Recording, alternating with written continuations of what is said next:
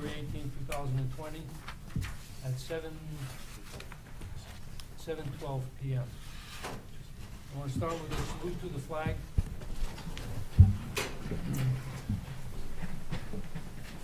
To the flag of the United States of America and to the republic for which it stands, one nation, under God, indivisible, with liberty and justice for all.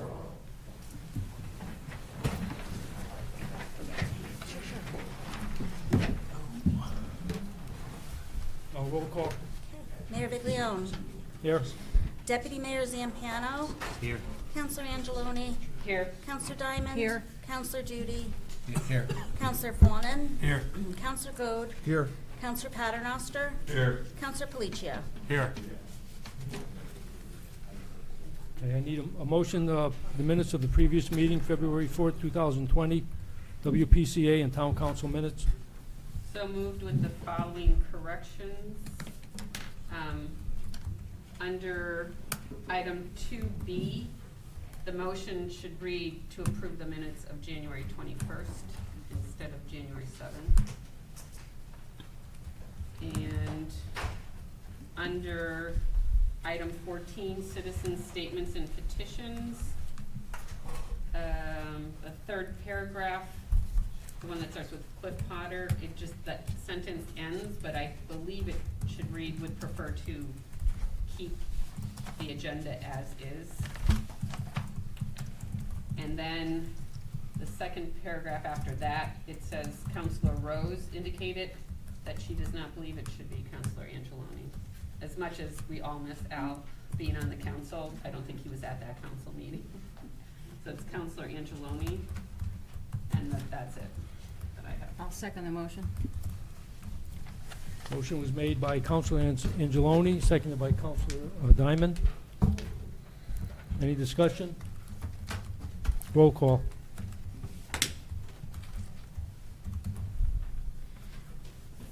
Mayor Viglione. Yes. Deputy Mayor Zampiano. Yes. Counselor Angeloni. Yes.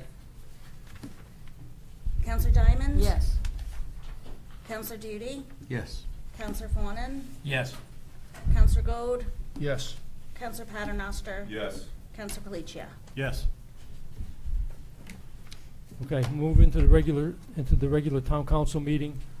First we have reports of committees, boards, and commissions. Economic Development Commission.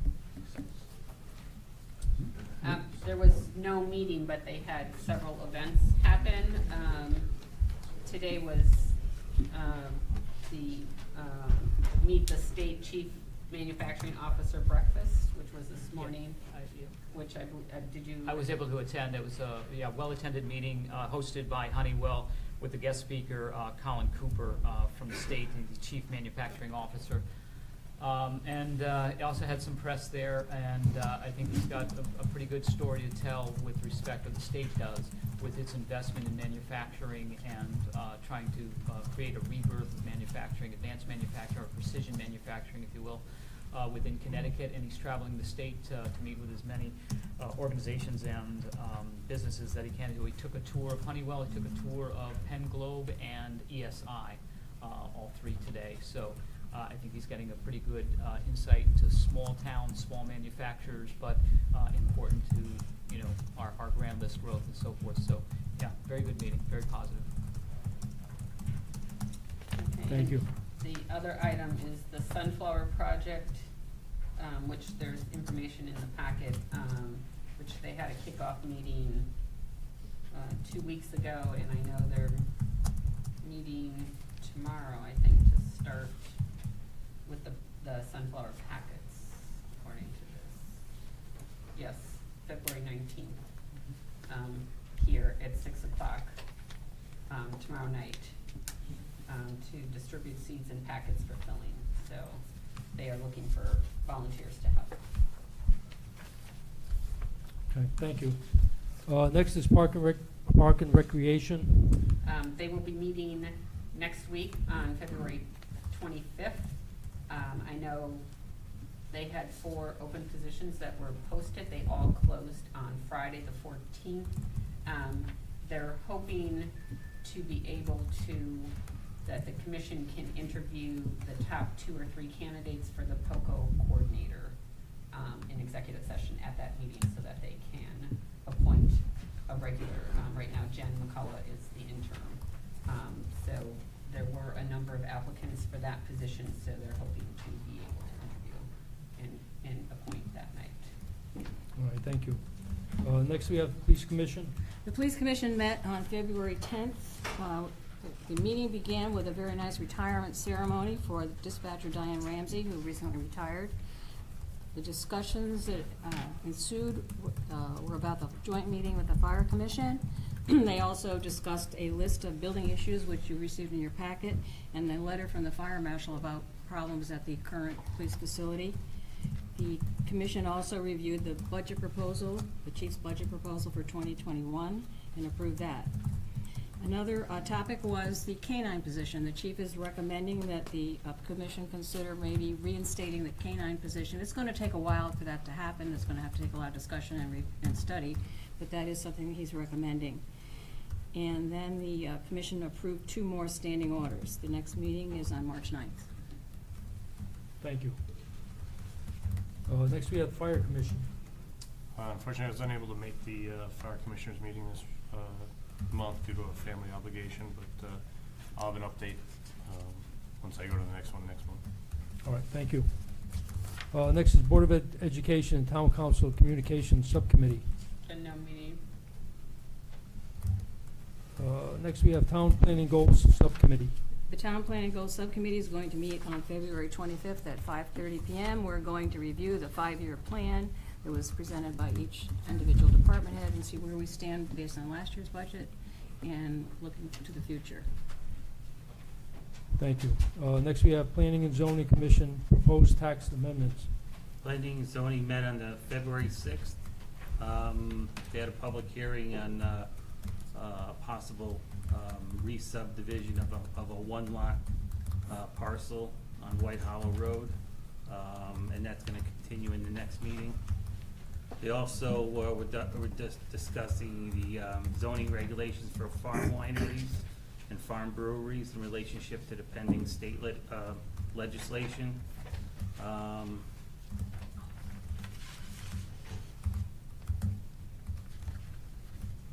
And that's about it. Okay, thank you, Tom. Next, we have North Branford Police Department Facility and Town Center Advisory Committee. Facility Committee met last Wednesday, February 12th. We began with a presentation by Brian Cleveland from the Silver Petroselli firm.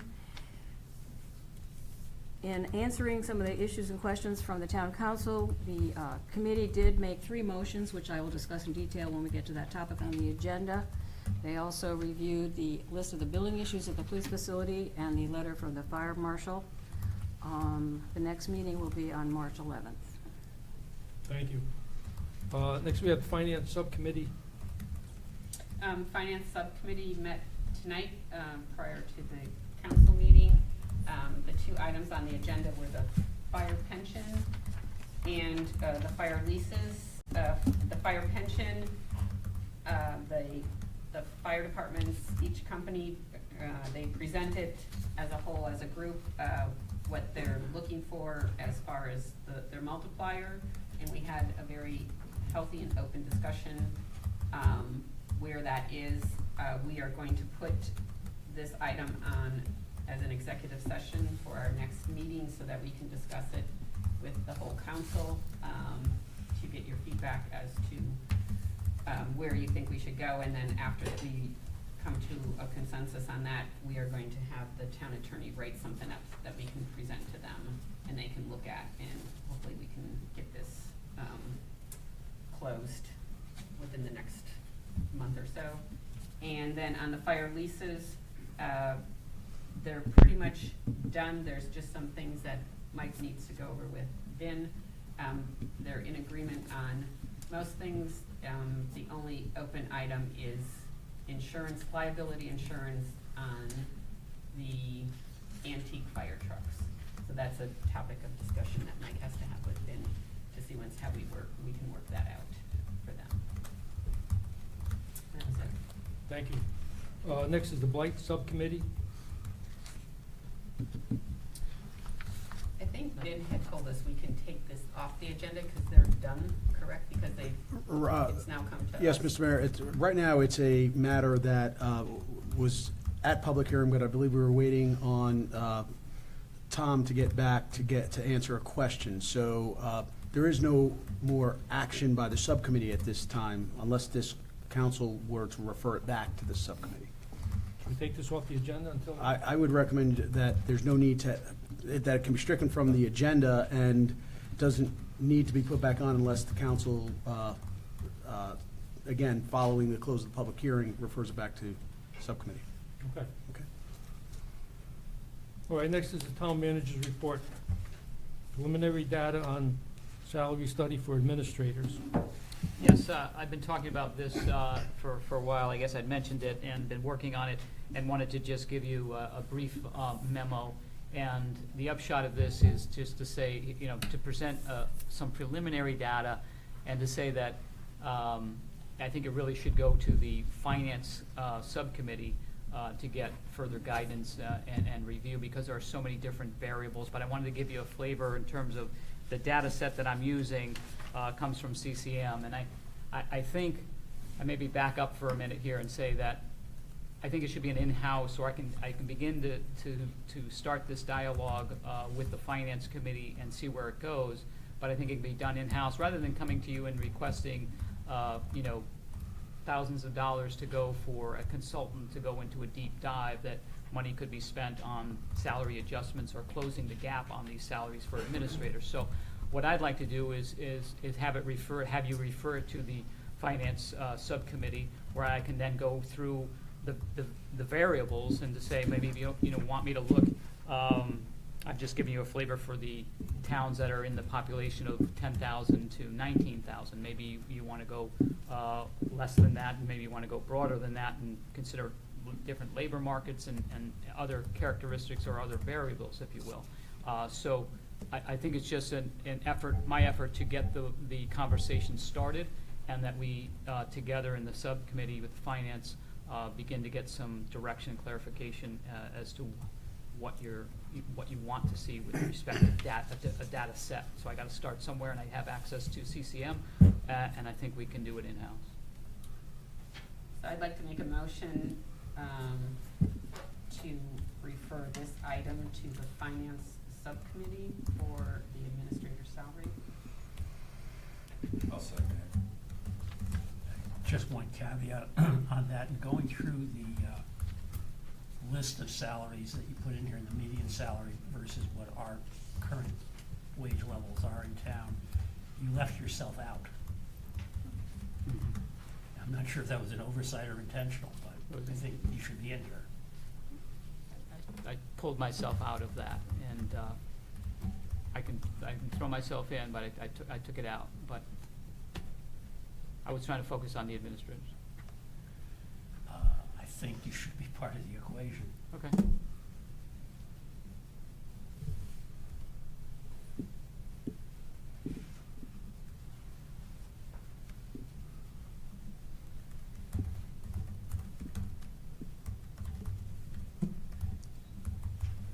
Okay, motion was made by Councilor Angeloni and seconded by Councilor Paternoster.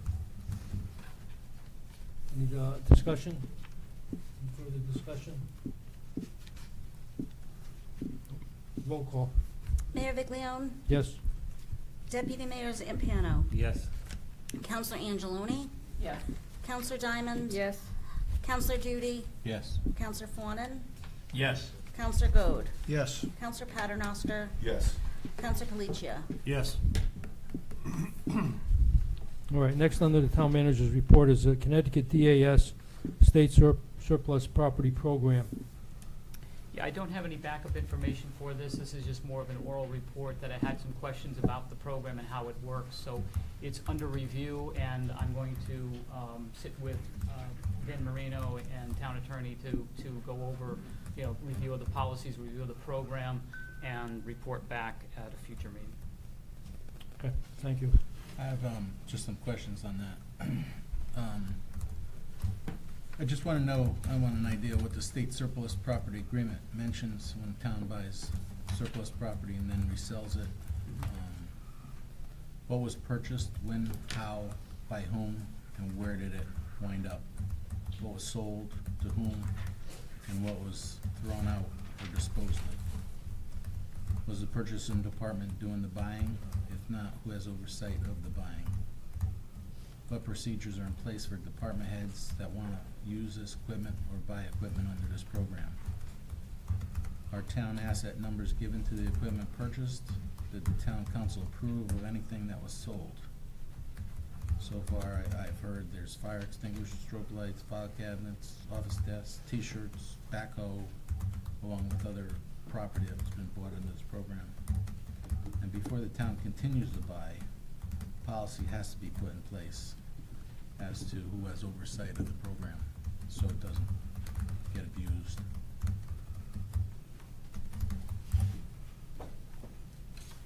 Yeah, we'll have that. Those are my questions. Yep.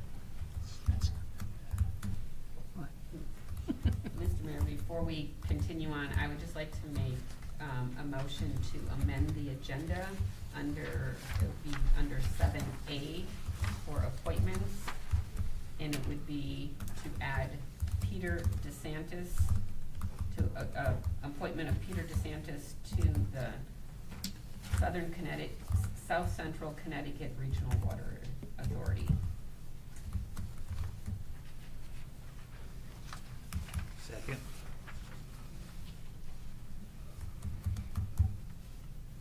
The motion was made by Councilor Angeloni, seconded by Deputy Mayor Zampano.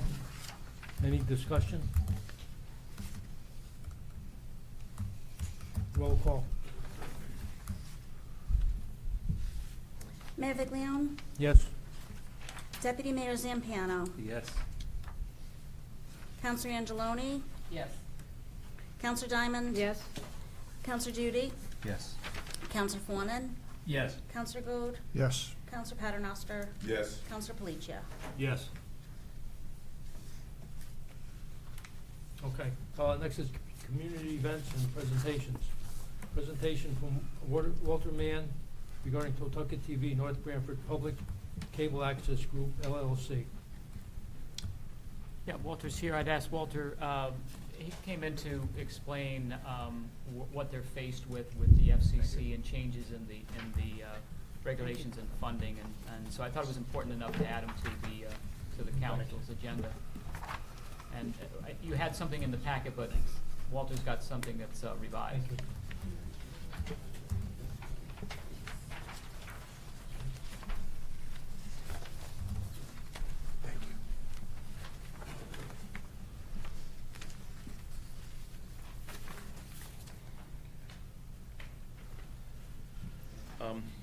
As Mike said, my name is Walter Mann, and I'm station manager of Totucket TV. Joining me as well is Dan Arman, who is a member of the board of directors of Totucket TV. Just a little background, I manage NHTV in North Haven and BCTV in Branford, which are those two towns' versions of Totucket TV. And I'm here today just to talk a little bit about giving you an update on where we are and some of the issues we face, just so that you're all aware. Totucket TV, by the way, receives all of its funding through cable TV subscribers. The cable companies, Comcast and Frontier, collect those fees on a monthly basis, and then on a quarterly basis, we are issued checks from Comcast and Frontier. So that's how we get our funding. We tape town meetings, other events in town, but we do pay staff to do those. The only volunteers we have are the members of our board of directors. So we do, for example, all the meetings here, the Board of Ed meetings, POCO Fest, Breakfast with Santa, different things are all, taped by staff that we employ and pay. Want to talk a little bit about 1675 Foxen Road. As you know, for many years we were at 999 Foxen, which is Twin Lake Commons, on the second floor in a very small space. We worked out an agreement with the town to lease 1675 Foxen Road and did spend the fall of 2018 into early 2019 renovating the building.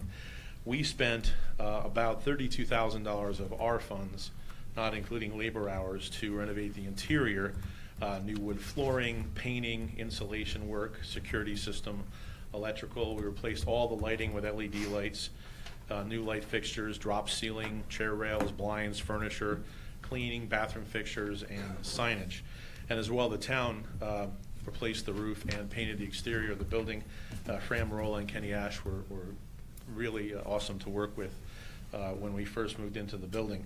But I just wanted people to know that we did spend a good amount of our funds renovating that building. And if you haven't had a chance to see it, get in touch with me. I'd love to have you see what we did inside. Wanted to talk a little bit about the FCC. In September this past year, in 2019, the FCC passed what is called the Notice of Proposed Rulemaking. Effectively, it would help large cable TV operators like Comcast while potentially devastating community access groups like Tutucket TV. Basically, in a nutshell, the FCC's rules would allow Comcast, for example, to stop collecting funds from subscribers to fund us. And of course, since we get all our funding from Comcast and Frontier, that would be a devastating move. Right now, there are 46 lawsuits nationally that are challenging that, and those are in the courts, so we'll see what happens with that. The other thing is the FCC is looking at further deregulation to possibly allow the cable TV companies to charge us to use the channel space, which presently, and since the beginning of cable TV, those channels were provided at no cost. They were considered in-kind services. So that's another issue that we could be facing.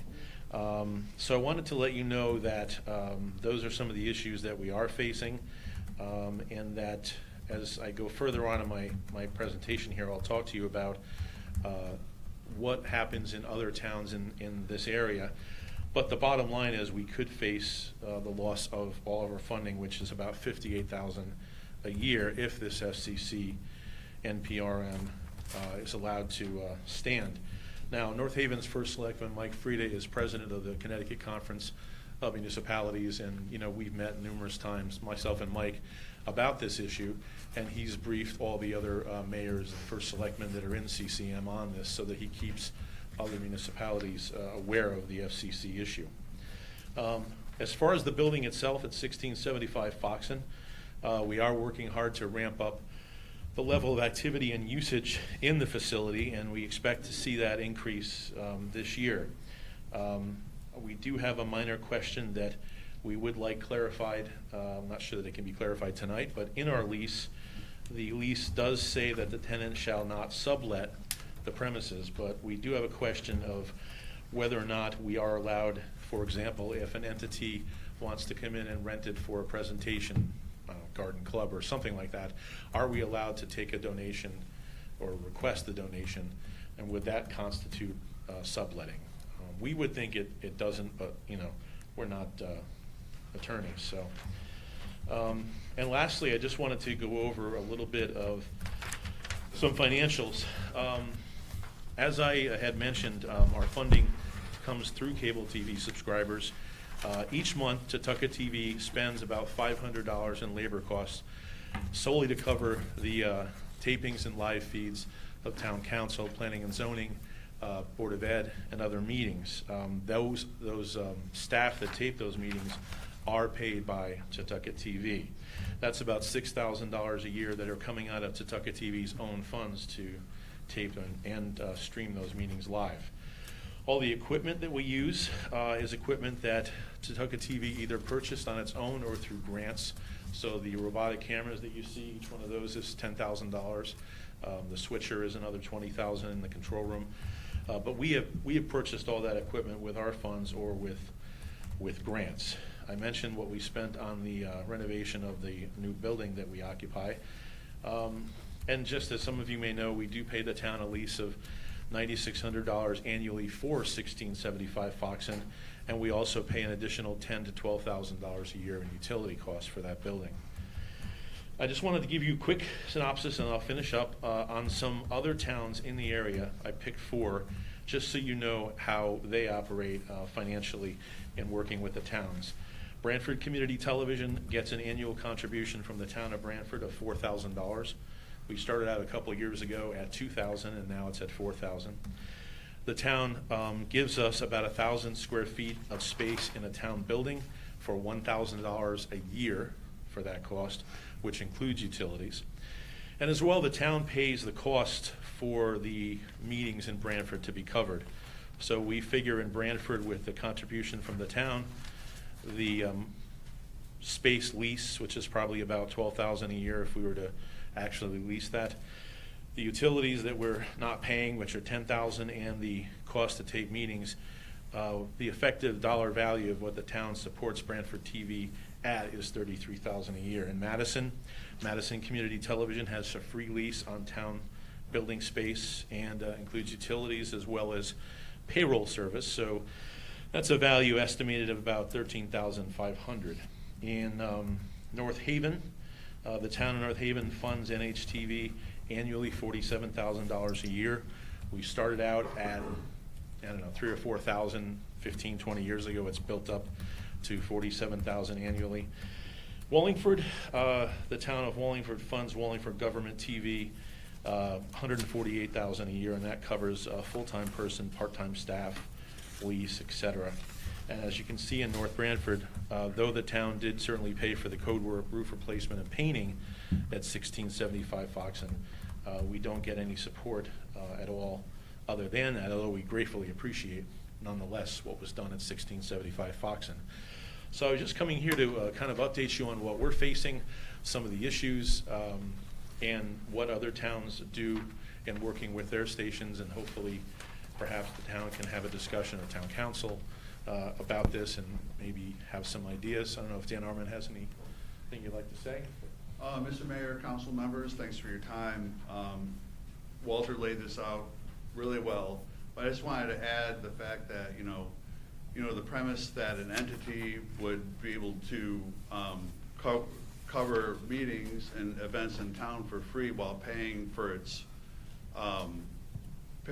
home and its utilities is kind of ridiculous. But while we're relying on the funds from the cable companies, it was sustainable. But now we're really at risk of losing that, which means it won't be sustainable anymore. And I think it's a matter of transparency in government, and it's a community service. So this is really important, and thank you for your consideration when it comes to this stuff. And if you have any questions, I'd be glad to answer them. Thank you. Thank you. Yes.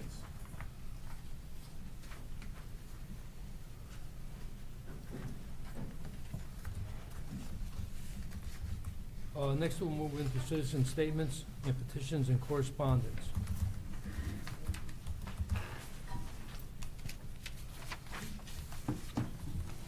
Next, we have resignations and appointments. Oh, go ahead.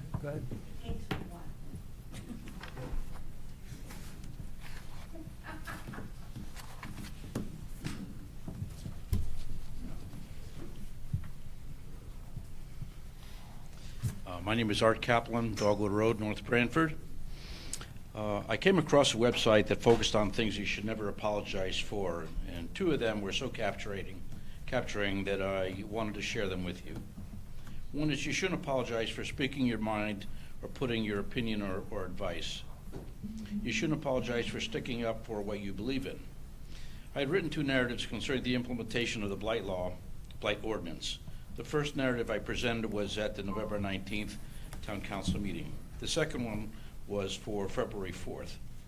I won't apologize for commenting on the neglected properties which continue to infringe on property values and the adverse impact it has on community as a whole. During my initial presentation, I tried to observe whether or not the members of the Town Council were digesting this information. There's nothing to apologize for because I truly believe you were listening to the message and heard what the speakers were saying.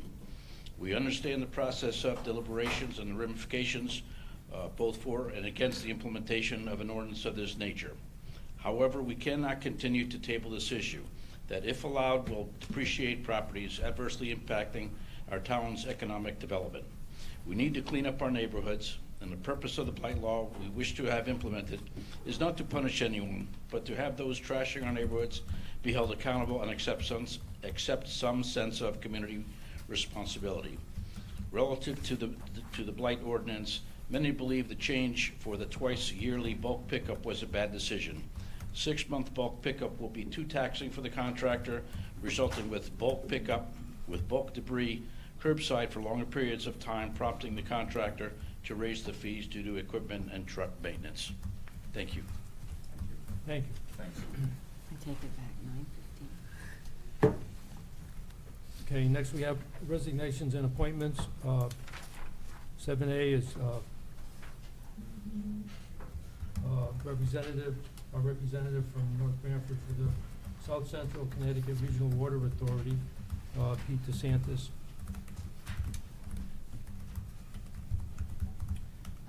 I make a motion to appoint Peter DeSantis to the South Central Connecticut Regional Water Authority.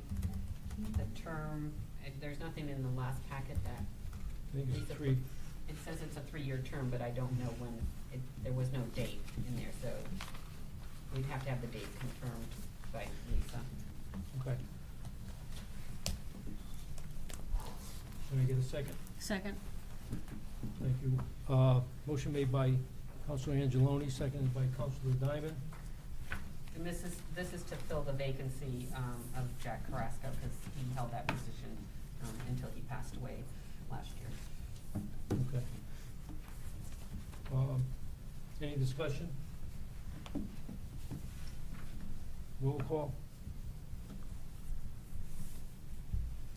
Mayor Viglione, Yes. Deputy Mayor Zampiano, Yes. Counselor Angeloni, Yes. Counselor Diamond. Yes. Counselor Duty, Yes. Counselor Fawnin, Yes. Counselor Gold, Yes. Counselor Paternoster, Yes. Counselor Palacio. Yes. All right, next we have unfinished business discussion and action. A is future budget planning initiative. I have no items. I'm not sure if the council wants to continue with that item, or want to remove that. But I'd like to I guess what I consider future, two of the things that we discussed tonight are the fire pension, because that's affects our budget, and also administrator salaries that were, so I think they both fall under that category, so, and we talked about them before, so personally, I would like to see it stay on. And I would also like to bring forward after the meeting with the planning committee where we stand with a 5-year plan. That would be another topic for that agenda item. Okay, we'll leave it. Okay. Okay. Next is town council agenda format. It's tabled from February 4th, 2020 meeting. Yeah, and I think we were just waiting for Attorney Marino to Right. return.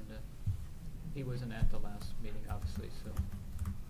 So you want us, we can hold off on this for another? You know, I mean, I'm gonna need feedback on, because ultimately you have to decide what you want to do as a group.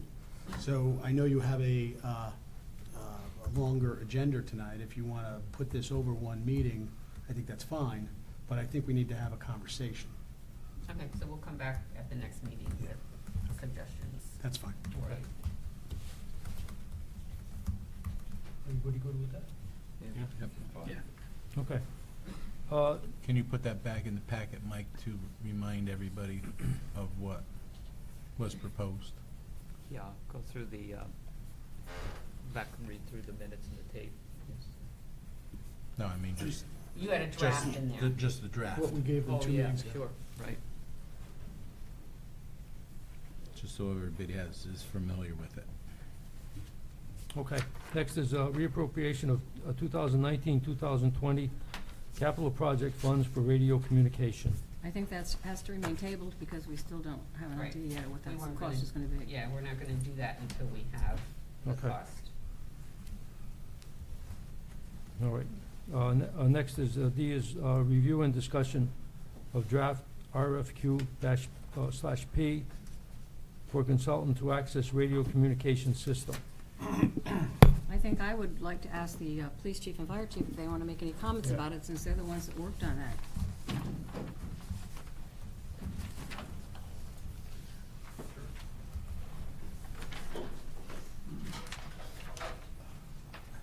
Well, the RFQ was submitted to the town manager the day after the meeting last meeting for review by town council, and I haven't heard back yet as to if there's anything wrong or right with it, or, so maybe we could have the town attorney speak to that. Absolutely. And I have reviewed it, and I do have some comments, but because I'm just back from my medical leave, I was not able to get this around. I can run through my comments, and then if you want to proceed tonight with the comments, we can do it that way, or I can redline it and get it to you for your next meeting, whatever the pleasure. I think it probably makes sense to get it the next meeting. So If there are a lot of comments. Well, again, some of them are simple, like there are date issues, but that is, like, for example, we're issuing the RFP on March 19th, but we're going to have them back on March 11th. So they're just kind of date stuff that are simple things. And I think you said actually April 17th as the response date on page 3, so that just has to be fixed on page 2. So that was, for the most part, fine. Just for consistency in paragraph or Article 4, when there are emails sent to questions concerning the it should be RFQ/P throughout the document. They go to either the chief of police or the fire chief or public works, but with a copy of all emails to Michelle Knockwood. So, because you said that earlier in the document, just to make it consistent on page 5. So again, very simple fix. There was a date in footnote 1 that I circled just as a matter of, we just have to make sure our dates are consistent throughout. Right, that was sent to the town manager with the request to double check those dates. Yeah, exactly. So this is all like picky type stuff. Yeah. The one that is maybe a little bit more substantive is in your letter, so Article 5, letter of interest.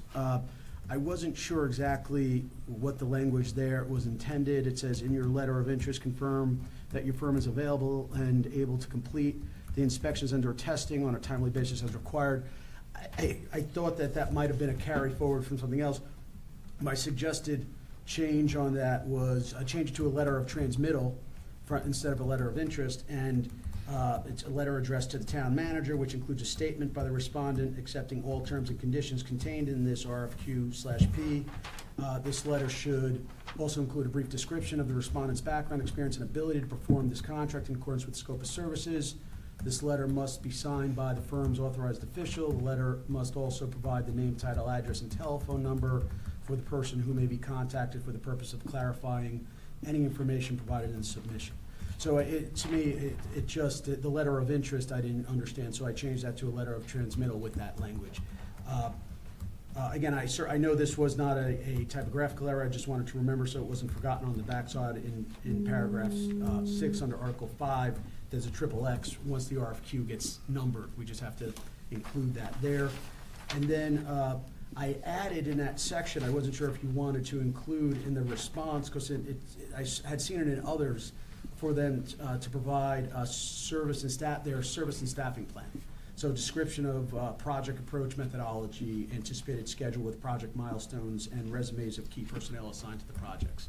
This way you're not just getting anyone.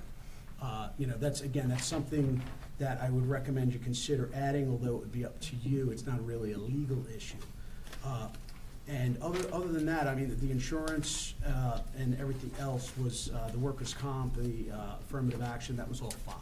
So it was just a little recommendation, a couple of recommendations. I think, quite frankly, there were only 2 comments other than the dates. So I don't think that we should hold it up another. No, I'll make for it. for those minor. Yeah, it's not major. It's just that it looks like my handwriting's big. Yeah, So that's okay. I think we're happy with the technical side of it. That will be our responsibility. And no further work on our behalf will be required based upon that language. I'll make a motion to go with the RFPQ for the radio communications with the amended changes submitted by the town attorney. I'll second that. Okay, so I just have a question. Under item 4, timeline of the RFQ/P process, so all of those dates have to be changed? I have that stricken. Yes. That will Once we set the date for Okay. then all of that would change. All the dates throughout the document would change so they're consistent. Yeah, once we approve it, those dates could be filled in. Exactly. Correct. Okay. Okay. Because ultimately, it'll come back to this body for approval. Once that we'll get the proposals, right? Oh, you mean once the proposals The come in proposals and they? come back. Yes. right. So this is just to get the RFQ out. Okay. Right. It's for the terms of the consultant to Exactly. put us in the right direction. Exactly. So- That's exactly how So it's it's not for the purchase of a radio system. It's correct. Right. This is only for the consultant. Just make it clear. Absolutely. Oh, I'm sorry. I'm sorry. Just, I wanted to ask, I had added in section 3, if you wanted to. The other thing that I saw added in for the scope of work, other towns had included with this person, since this is your consultant, do you want it also included in the RFQ that they would serve as your construction administrator and project management support? Yeah, we talked about that at the last meeting, that we're pleased with the consultant and the recommendations that they make. I think it's the right term that I'm looking for.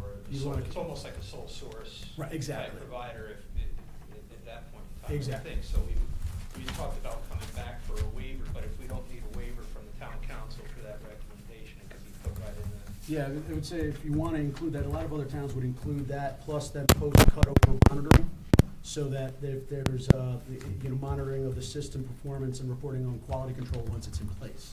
So if you wanted to add those, then you won't have to come back here and then go out for an Yeah, RFQ. we just again. kind of kept it separate. You're doing the preliminary, But not, Right. without having your advice on right, that. so, Well, can we do it as an add alternate in here so that we can see once what the price? of course, I mean, once you get this, it doesn't mean you have to enter into contract for these purposes.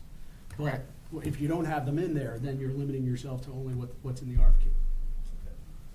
So I'll You'll make amend my your motion. motion. I'll remake my motion so it reads as amended with the town attorney's language Thank you. For section 3.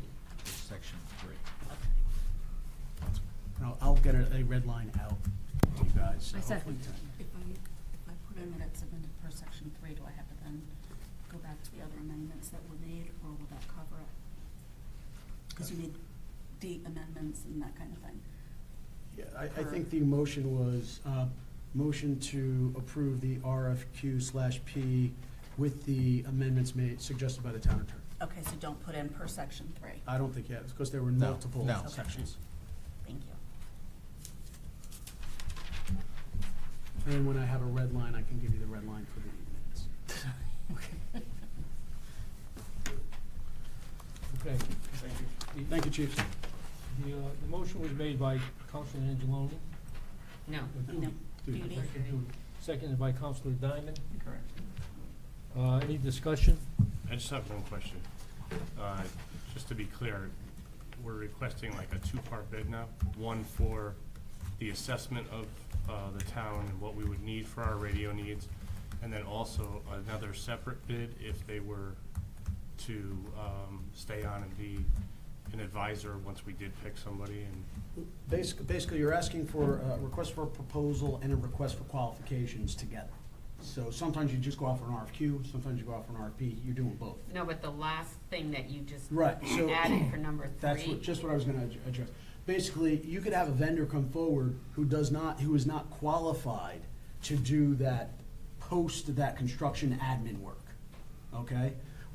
By adding this in, you only want vendors to respond who are qualified to do all the pre-construction work, the assessments, the analysis, but also have the qualifications to do the construction work and the post-construction, right? The monitoring, so basically you want someone who you don't have to, but has the qualifications to work with the town from the beginning of the project, the analysis part, through the conclusion of the project. Otherwise, if you go out without that, you may get vendors who are not qualified to do no, that. I understand that, but are we asking for them to give us one number at the end of the bid, or are we asking them to give us two different numbers, one for the pre-work and one for if we do decide to keep them on afterwards as an advisor once the work's being done? It normally comes they in normally sections. break it So out? it's the analysis portion, the pre-portion, the construction management portion, and then the post-monitoring. So Okay. it should come in 3 sections. I just think it's important that we see it Right. all, we see it Well, broken then I down. think it needs to be specified like that, so that we do get the 3. Some may not do that. Let me see.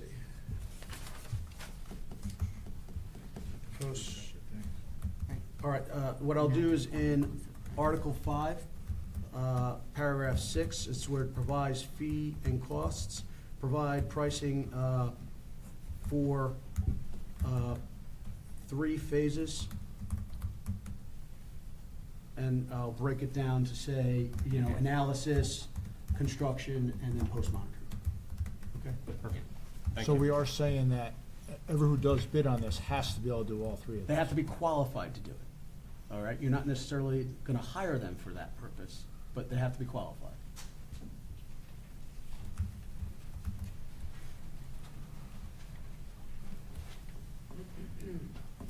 No further discussion?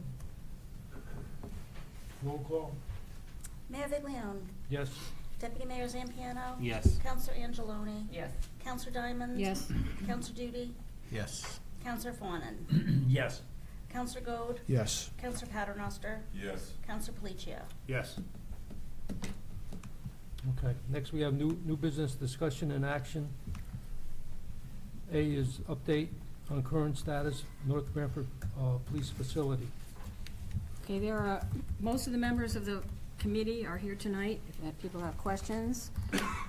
In response to the request by the town council to come up with a recommendation from the committee relative to whether or not to renovate the facility, the committee last week adopted 3 motions, and I'd like to mention them to you because I think it's important for the discussion. The first motion was made by the committee not to renovate, but to design a new building with a cap of 7.5 million, which would be about 13,000 to 14,000 square feet. That was the first motion, not to renovate, but to build a new building at a cap of 7.5 million. The second motion was to have a public hearing so that the town council has an opportunity to hear from townspeople relative to this idea of building a new police facility. And the third motion was to put the police facility back on the capital improvement plan at a cap of 7.5 million. In talking with members of the committee, and we do also have the architect here tonight, the major feeling of the committee was the best way to help people understand this is to see the video. It was developed by the police chief. I presume we have that ready to go. I'm not sure, do you have it over there? Yeah, I think we have it here. We're gonna have to use the screen and we'll probably go right off the, it's linked to our website, so I think we're just gonna pull 13 it to and 14. play it from there.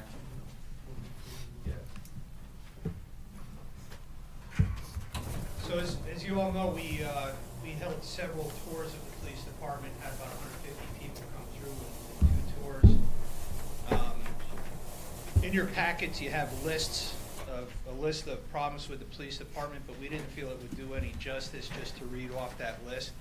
A picture is worth 1,000 words, but a video, I think, is worth a lot more. If Walter Mann was here, I'd ask him how many it was worth.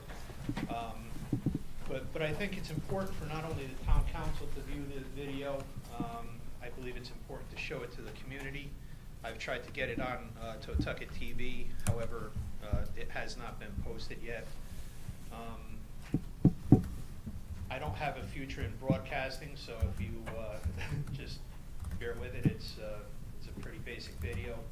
It's about 30 minutes long. I know that your time is important, but Oh, no, I guess it's okay now. if there's a potential to spend this kind of money on a new police building, I think that we should take the time to at least watch the video. Thank you. Am I in there?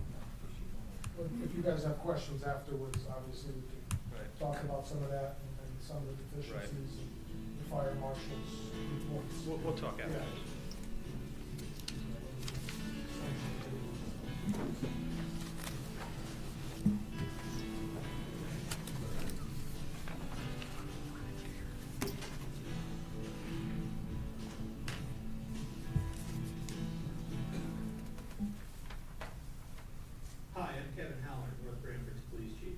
Previously, I was the chief of police in Branford for 8 years before taking this position in May of 2019.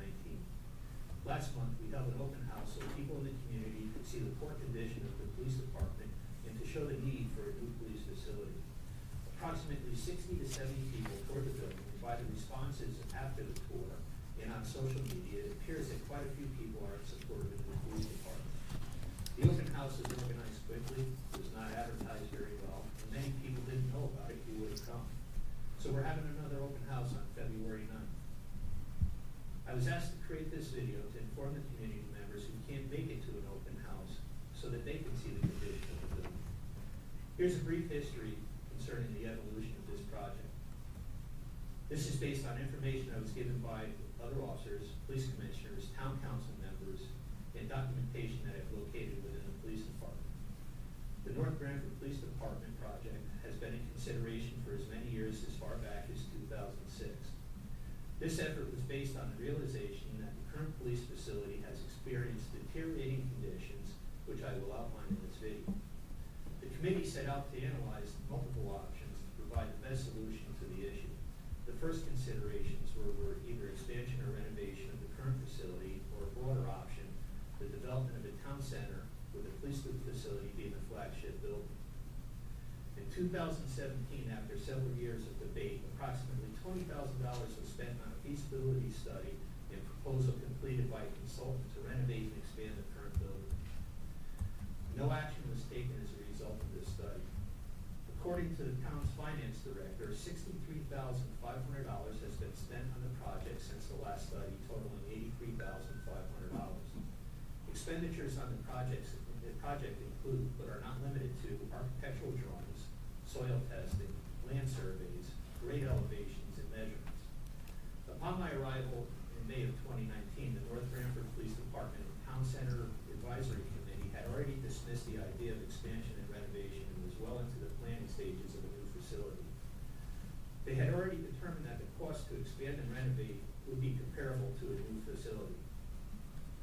Additionally, renovation and expansion would also present other challenges in added costs due to the displacement of employees to temporary offices.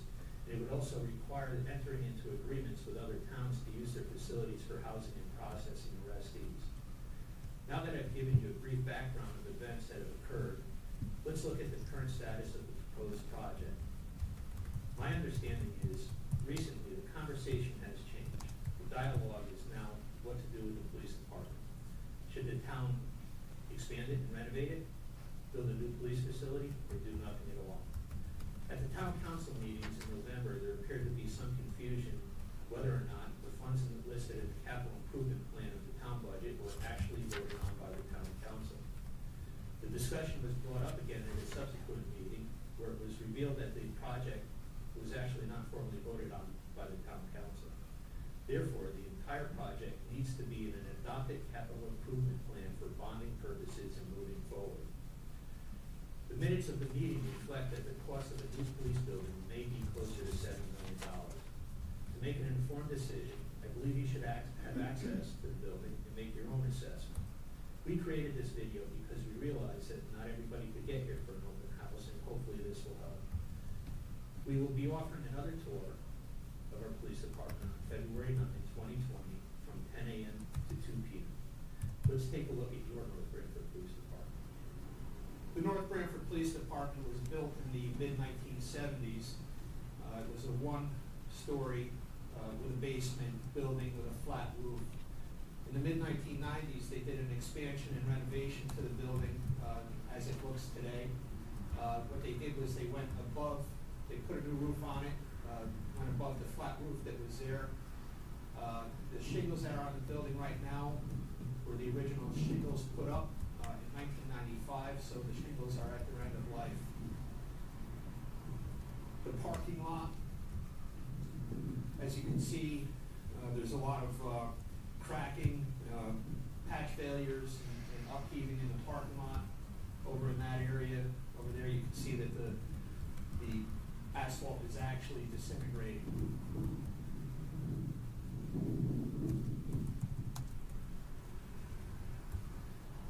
All right, so we'll start from the left-hand side of the building as you're viewing it. you know, as you're driving down 22 and you look at the police department, as you're driving about 45 miles an hour, at first look, you would say, hey, it doesn't look too bad. But when we get a little bit closer, you'll see the problems that the building has.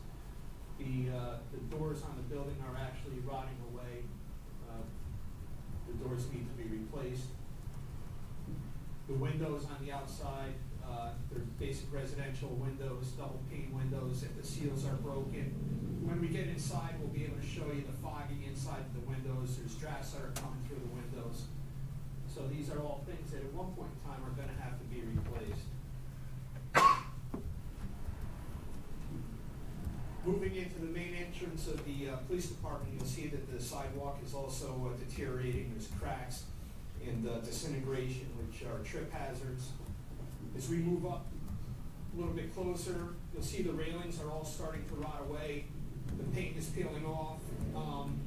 It's actually not even sunk into the cement. So this is a hazard. If somebody leans on this, there's a potential for that railing to just fall right over. We'll move into the front lobby.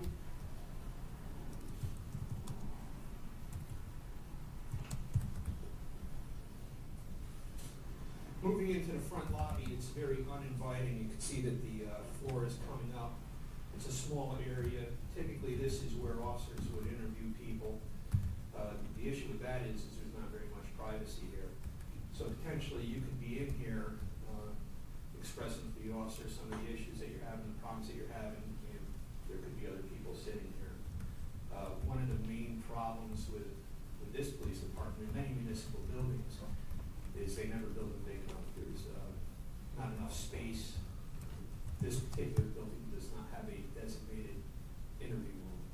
And it's difficult to find out where the dispatchers are or who to speak to. This is a small window that you would speak to a dispatcher to request an officer to come and take your complaint. Yeah. Another thing that you'll notice in this lobby is that there are no restrooms, public restrooms. If somebody comes in and needs to use the restroom, you have to bring them into the police department itself, which is typically a secure facility. As you walk through the front door, this is an area that we just created. This used to be where the chief secretary used to sit. We made a workstation for the officers to do reports. It also doubles as a space for the officers to interview people outside of the lobby. However, again, not a very private area. As you can see, the dispatch center is right behind me. The dispatch is over here. Your complaint, a lot of times complaints are sensitive in nature, so it's not a very private area. I think that when people come to the police department, they should be able to feel comfortable filing their complaints and not have other people listening into their complaints. Just behind me is our IT room, our information technology room. This is where our computers are housed, our servers, and our radio system. When we go in, you'll see that it doesn't even come close to meeting requirements for a server room. Once inside the server room, you'll see that it has become a storage room. As I mentioned before, municipal buildings don't have enough space for storage, but we have 1970s, vintage 1970s radio equipment in here. And this area over here houses our CCTV as well as our servers that handle our CAD RMS or computer-aided dispatch records management system. If you look up at the ceiling, you can see that ceiling tiles are missing. There's no fire suppression in here. The temperature control is being handled by two air conditioning units. One which is a air conditioner unit inside the window, and the other is a wall-mounted air conditioning unit. The problem with this is that an IT room should not have a window in it. If we have a major storm and the window blows out, we lose our total infrastructure throughout the town of North Branford, our communications, as well as our computer systems.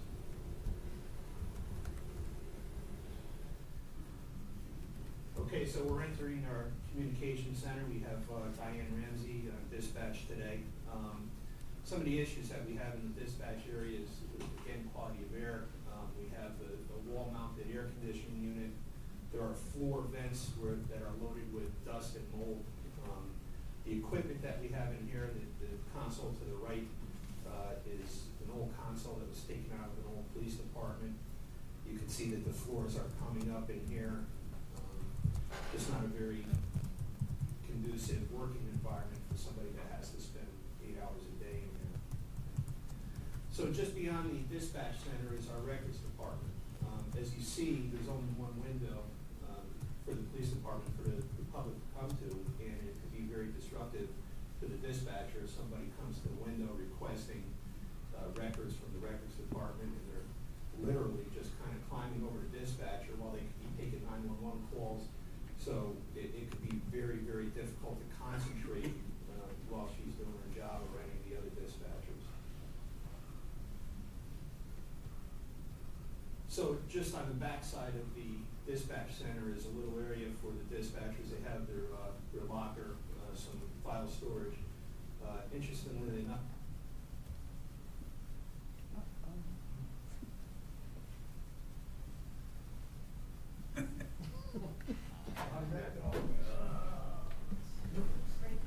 stand by. No, that'll take you a week and a half. Do me a favor, just like this.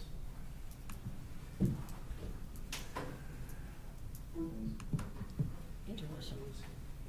Popcorn. Make sure that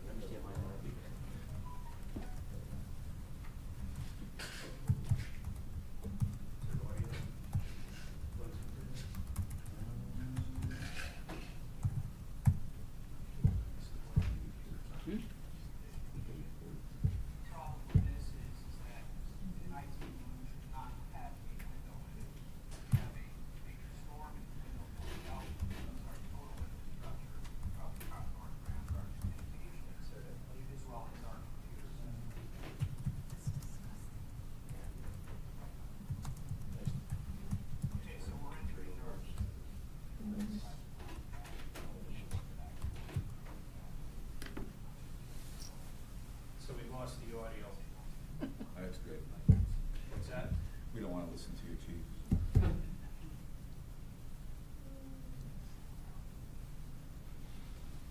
All right. I don't know if you can hear it, but I'll kind of. On my right is I could just narrate as I go. Yeah. So our detective division, very small, very tight quarters, no room for interviewing. To my right is the deputy chief's office, and to my left, just turn it down, and I'll just Yeah, see. that's fine. Can't see. I'll step back here. No problem. So, where are we?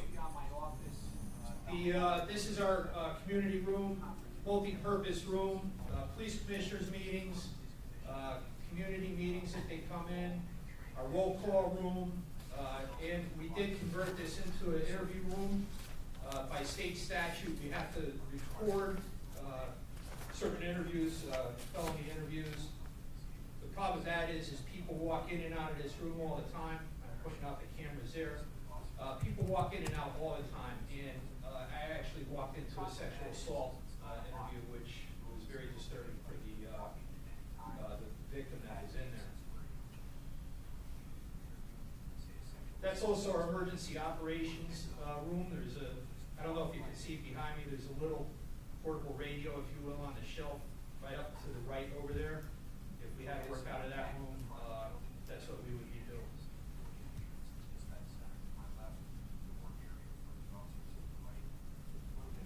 So I'm going to start to move downstairs. There's no elevator in the building. The stairs are very steep. I'm not into construction. I think that the stairs, the steps are very narrow. They're very dangerous. So when officers walk down the stairs, my understanding is that we've had a couple trips going down those stairs, officers injured.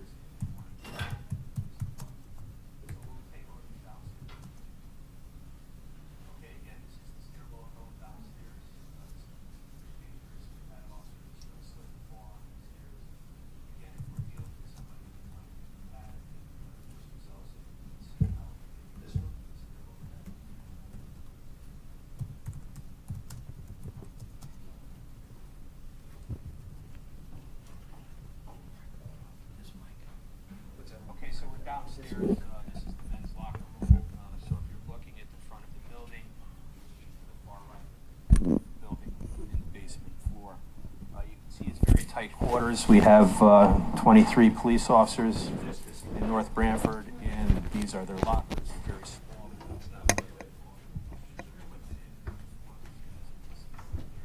I'll just talk. Again, tight quarters, you have 3 or 4 officers changing in here at the same time. That could be very problematic. In the same room, we have a shower that often backs up with sewage, raw sewage. We have the septic tank pumped out 3 or 4 times a year to try to prevent it. Those lockers in there are very tight for the amount of the equipment that the officers have. You can see that they're hanging coats and everything outside of their lockers.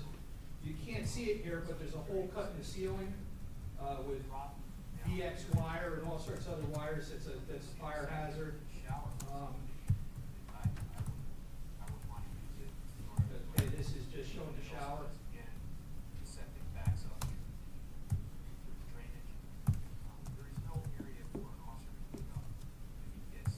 So this becomes problematic when officers get exposed to biohazard material.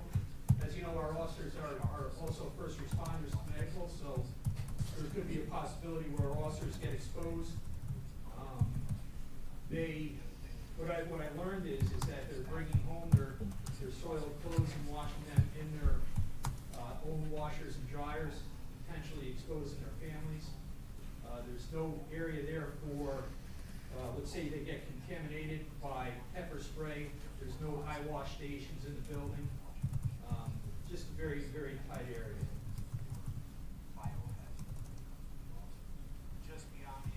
The ladies' locker room is a converted restroom, I think. Extremely small. If we have, currently we have 1 female officer. I anticipate in the future that we're going to have more. If you get more than 1 person in there at a time, there's going to be absolutely no way that they could change. It's very common for officers to change into their civilian clothes going back and forth to work, so they leave all their uniforms at work. They really don't want to be identified outside of work as police officers based on a lot of the current events that are going on in this country.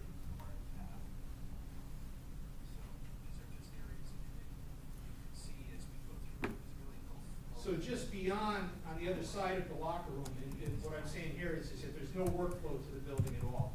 It's kind of like a maze getting through and figuring out where you're going. But just on the other side of that locker room is a server, which I'm going to open up the door. I didn't do that in a minute.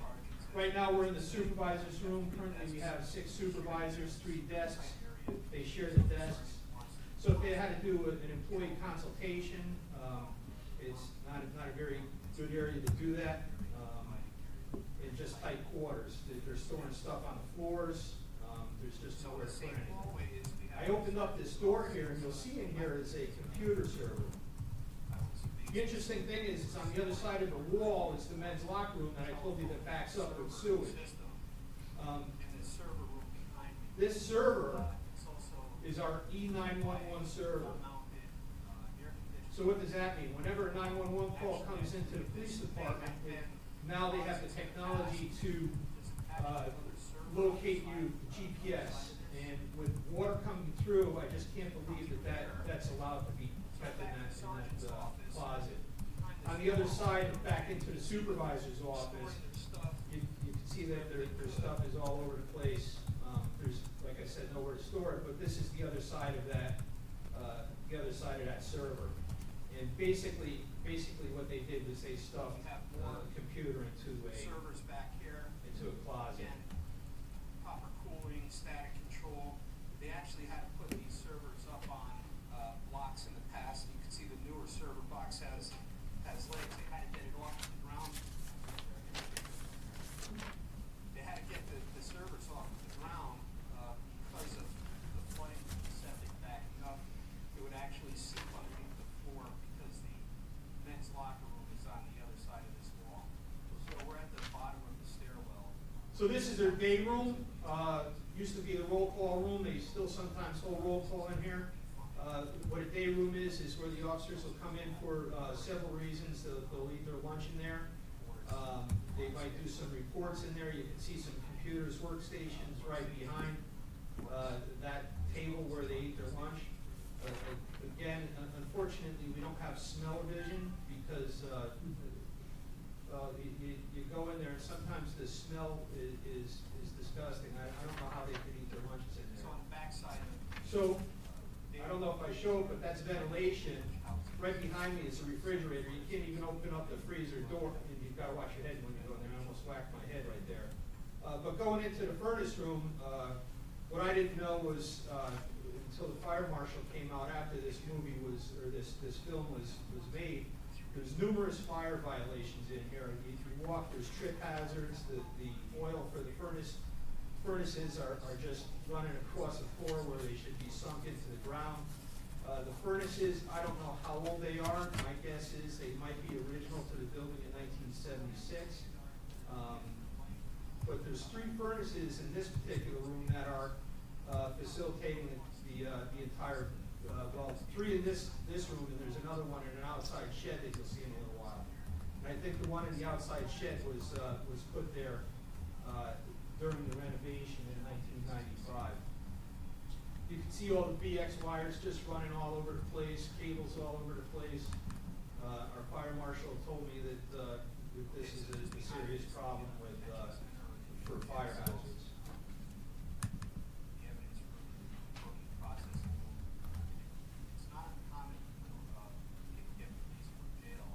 So what I'm saying here is that the officers will release prisoners, and they just beyond me, beyond that door are our detention center as well as evidence room.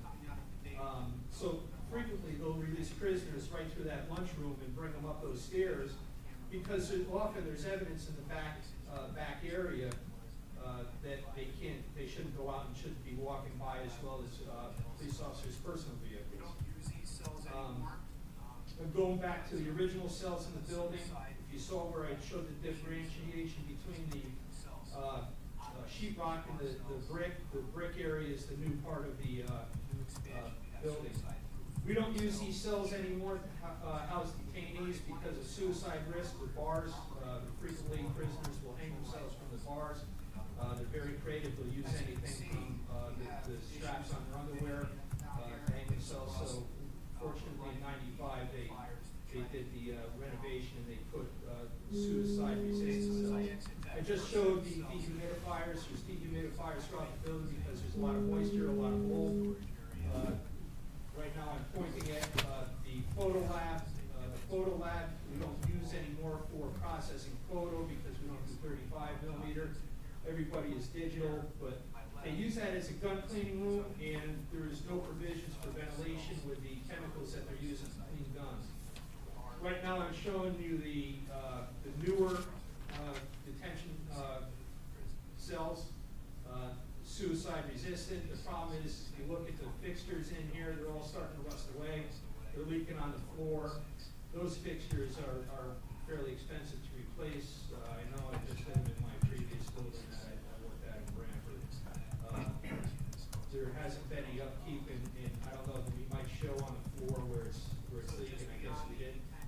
So now we're in the booking room. The booking room is where we process prisoners. We take them in.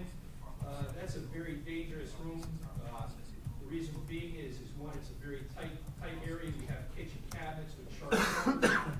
If we get into a confrontation, believe it or not everybody that we bring in there is, wanting to be in there. And sometimes there are confrontations. Somebody's going to split their head open on that counter board. We also have loose chairs. The prisoner has access to all sorts of things that can be turned into weapons. They could grab the computers, they could grab the cells, chairs, whatever it might be. I'm just showing you right now is where that station to my left is the intoxilizer, and beyond that is the live scan fingerprint machine. Those lockers there are used for evidence. Not the most ideal locker, as a matter of fact. I had during the tour, I had a judge come through. I didn't realize she was a judge, and she said, "You know what? We're going to have to meet for coffee and talk about some of the procedures that you have going on here."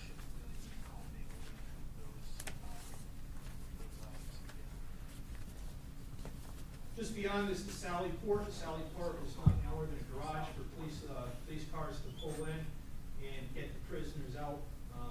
Again, it's become storage. If you look right by my feet, there's a step right there, trip hazard going into the Sally Port. I mean, when you take the prisoner out, even without the stuff in there, it's not big enough for a patrol vehicle to get a person in and out. There was at one point in time where we had to store a vehicle inside. It was part of a major assault. The vehicle had to be stored inside. It was there for over a year. So we totally lost the use of that Sally Port.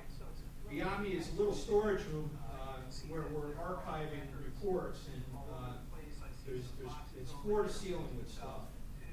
Some problems in this room include the fact that there's a water heater in that room, and I believe state record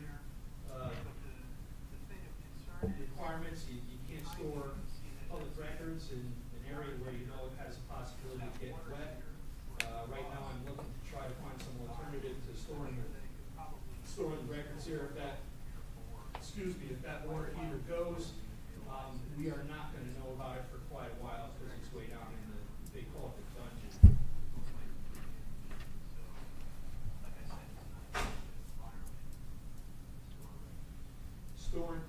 They're storing stuff close to electrical boxes. Now I'm going to show you the outside. I can't even get the door open. The outside furnace room. I think I made a smart remark after this at one point in time. So the current building is just a hodgepodge of stuff thrown together. There's really been no maintenance, little to no maintenance for many years.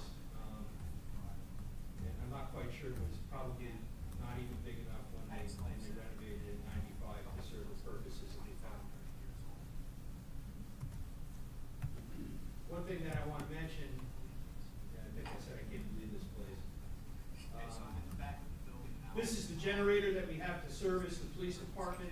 Don't forget, this is the central communication center for the fire department, police department, EMS.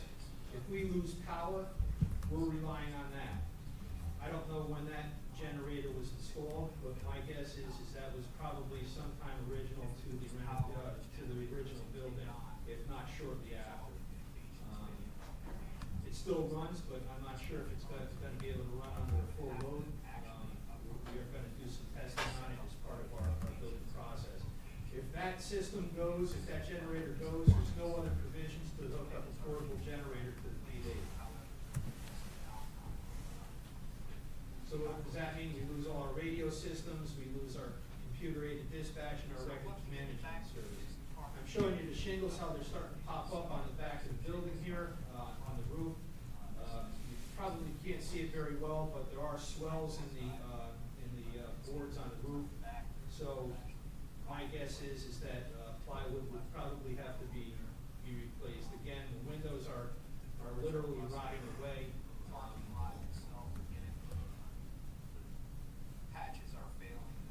Talking about the parking lot basically disintegrating in the back. At one point in time, there's a security gate in the back that we've had companies come out to try to fix it, and they worked for a day and a half and then stopped working again. There was a loop on the ground because the asphalt was deteriorating so bad. There was a loop that opened up the gate. That's no longer working. In the police department, you need a secure area to store large pieces of evidence, such as vehicles and fatal motor vehicle accidents or homicides or whatever it might be. We really have no place to do it. For some reason, I'm kidding around with this. If you look, there's 1, 2, 3, 4, 5 air conditioning units there. We have 3 other ones. We have 8 air conditioning units in that building. So I know North Branford's an agricultural town, so we have a farm of air conditioner units within the building. So basically, the bottom line is that there's a lot of work that needs to be done. Just to start with the fire code violations that we got with from the fire department recently. We have sorry. We have Bill Silver here from Silver Petroselli, who's been, do you mind filling that? Sure.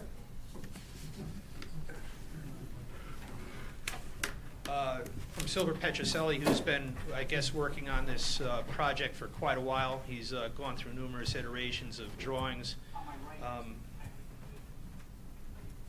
And he's going to give us a little presentation to talk more about what. Do you need that, Bill? Yeah, I think he's hooking something up here.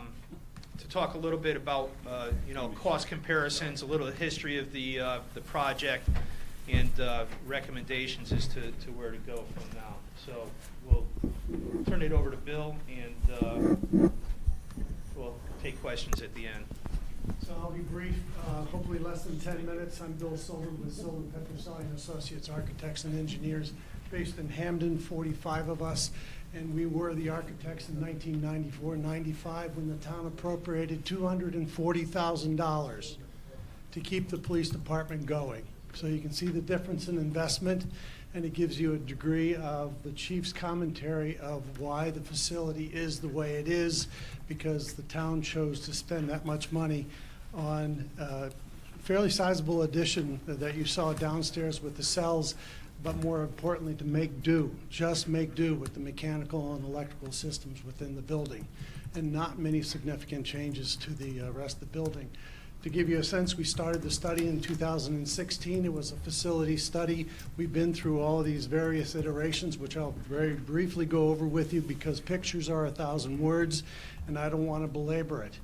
The facility study was a fairly extensive document where we identified over $3.5 million of renovations and repairs that were needed just to keep the existing building going the way it is. That was $3.5 million of 2018 dollars. If you were just to keep the building going the way it is right now, you'd have to escalate that to the midpoint of construction, which is 2021. So you'd have to escalate that 3.5 by 5% each year for 4 more years. So significant investment just to repair the existing building, and you're left with the existing spaces the way they are. So we went through several different iterations. We looked at 10-year planning for the police department. What is the long-term needs? Those are some of the statistics that we looked at over a fairly extensive report period beginning in 2018, evaluating the existing site plan and looking at some minimal expansions with sally ports, more detective and evidence storage spaces. On the second floor, trying to configure a few more offices for the staff, interview rooms, a better server room.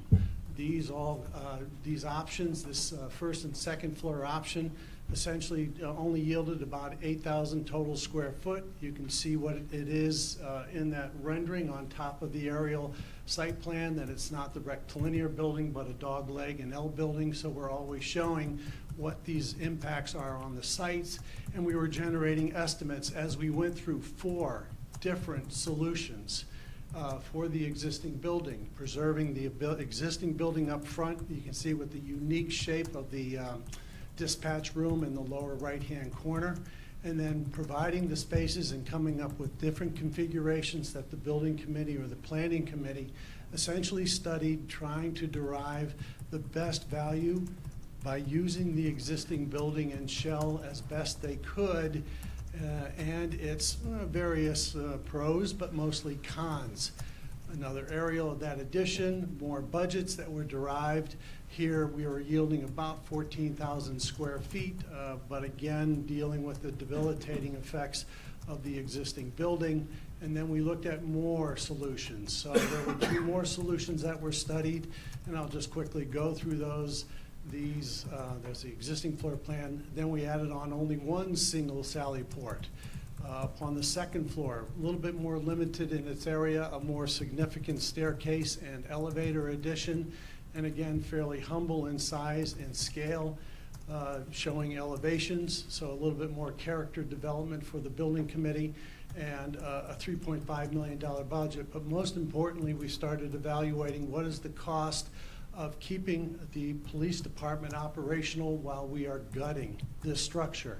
And essentially it requires you to relocate the entire department, off-site, away from the building, and then also pay lease dollars to other towns for their detention facilities and their other shared facilities that you have. Options 4, well, this is still option 2 that we were looking at, and I'll just quickly go through those. Trust me, we've moved on from these, but it gives you a sense of the level of attention that this building committee or planning committee has gone through in evaluating, reusing the existing structure, its impact on the land. So over there on the left, oh, there we go.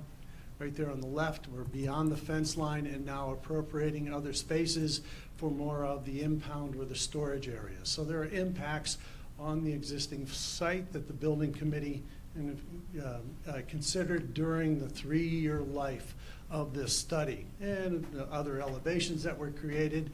And essentially this is option 3, which was broaching that $7 million. And again, it was taking the 6,200 square feet of existing and barely adding enough to get to the 14,000 square feet, and you were spending $7 million for it, of which $1 million is virtually no gain, because you get no benefit of that $1 million for temporarily relocating your police department elsewhere. And you're still shoehorned into a facility that you're living within that existing structure and many of the mechanical and electrical systems.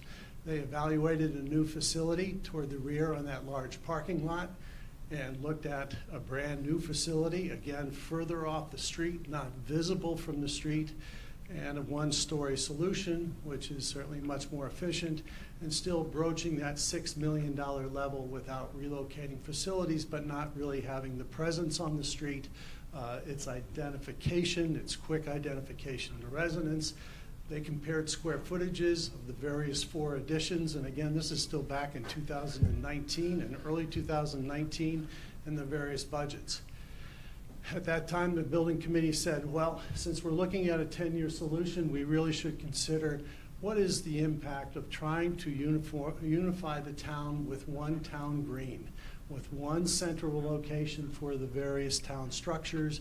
There are certainly feelings about town hall here and its location, and so they asked us to study taking over. The police department is over here, there's public works, and they said, what would happen if we were to create a town center concept? This could be a 20 or 25-year dream, but it has to start somewhere, and the committee considered that as the police department location, which they then looked at the various impacts to the 2 ball fields that are in the vicinity, and then what could the future buildings be in terms of town hall and then a community center, whatever it may be, and then a large town green in the front and POCO still over on the side. This went through several different iterations while we looked at the details of what a police department could be on that site. We also kept in mind what a town green concept is.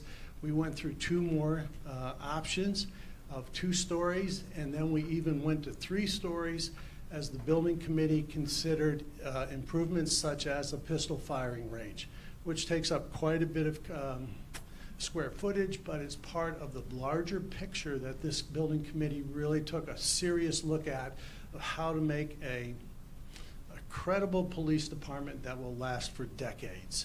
And so essentially we went through all different kinds of floor plans, different kinds of renderings. We even looked at placing the new police department up on the front on the softball field. There's the Public Works Drive. Across the street is the, I just forgot the name of the property across the street. Mooney, thank you very much.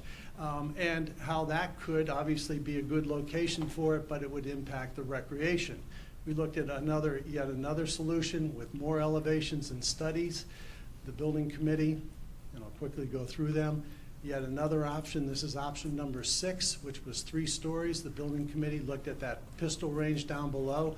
They also looked at other police departments, and they liked the large storage areas that can be yielded if you go to a 3-story structure.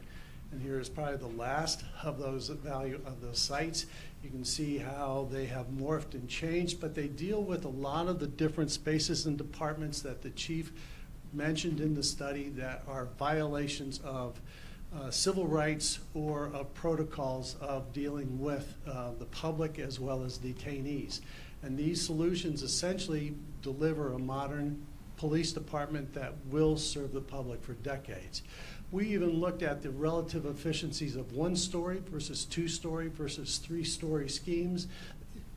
They looked at those relative efficiencies and how they affect the square footages and therefore how they yield the dollars. So this committee really did twist and turn and look at all the options that they felt were viable within those various sites.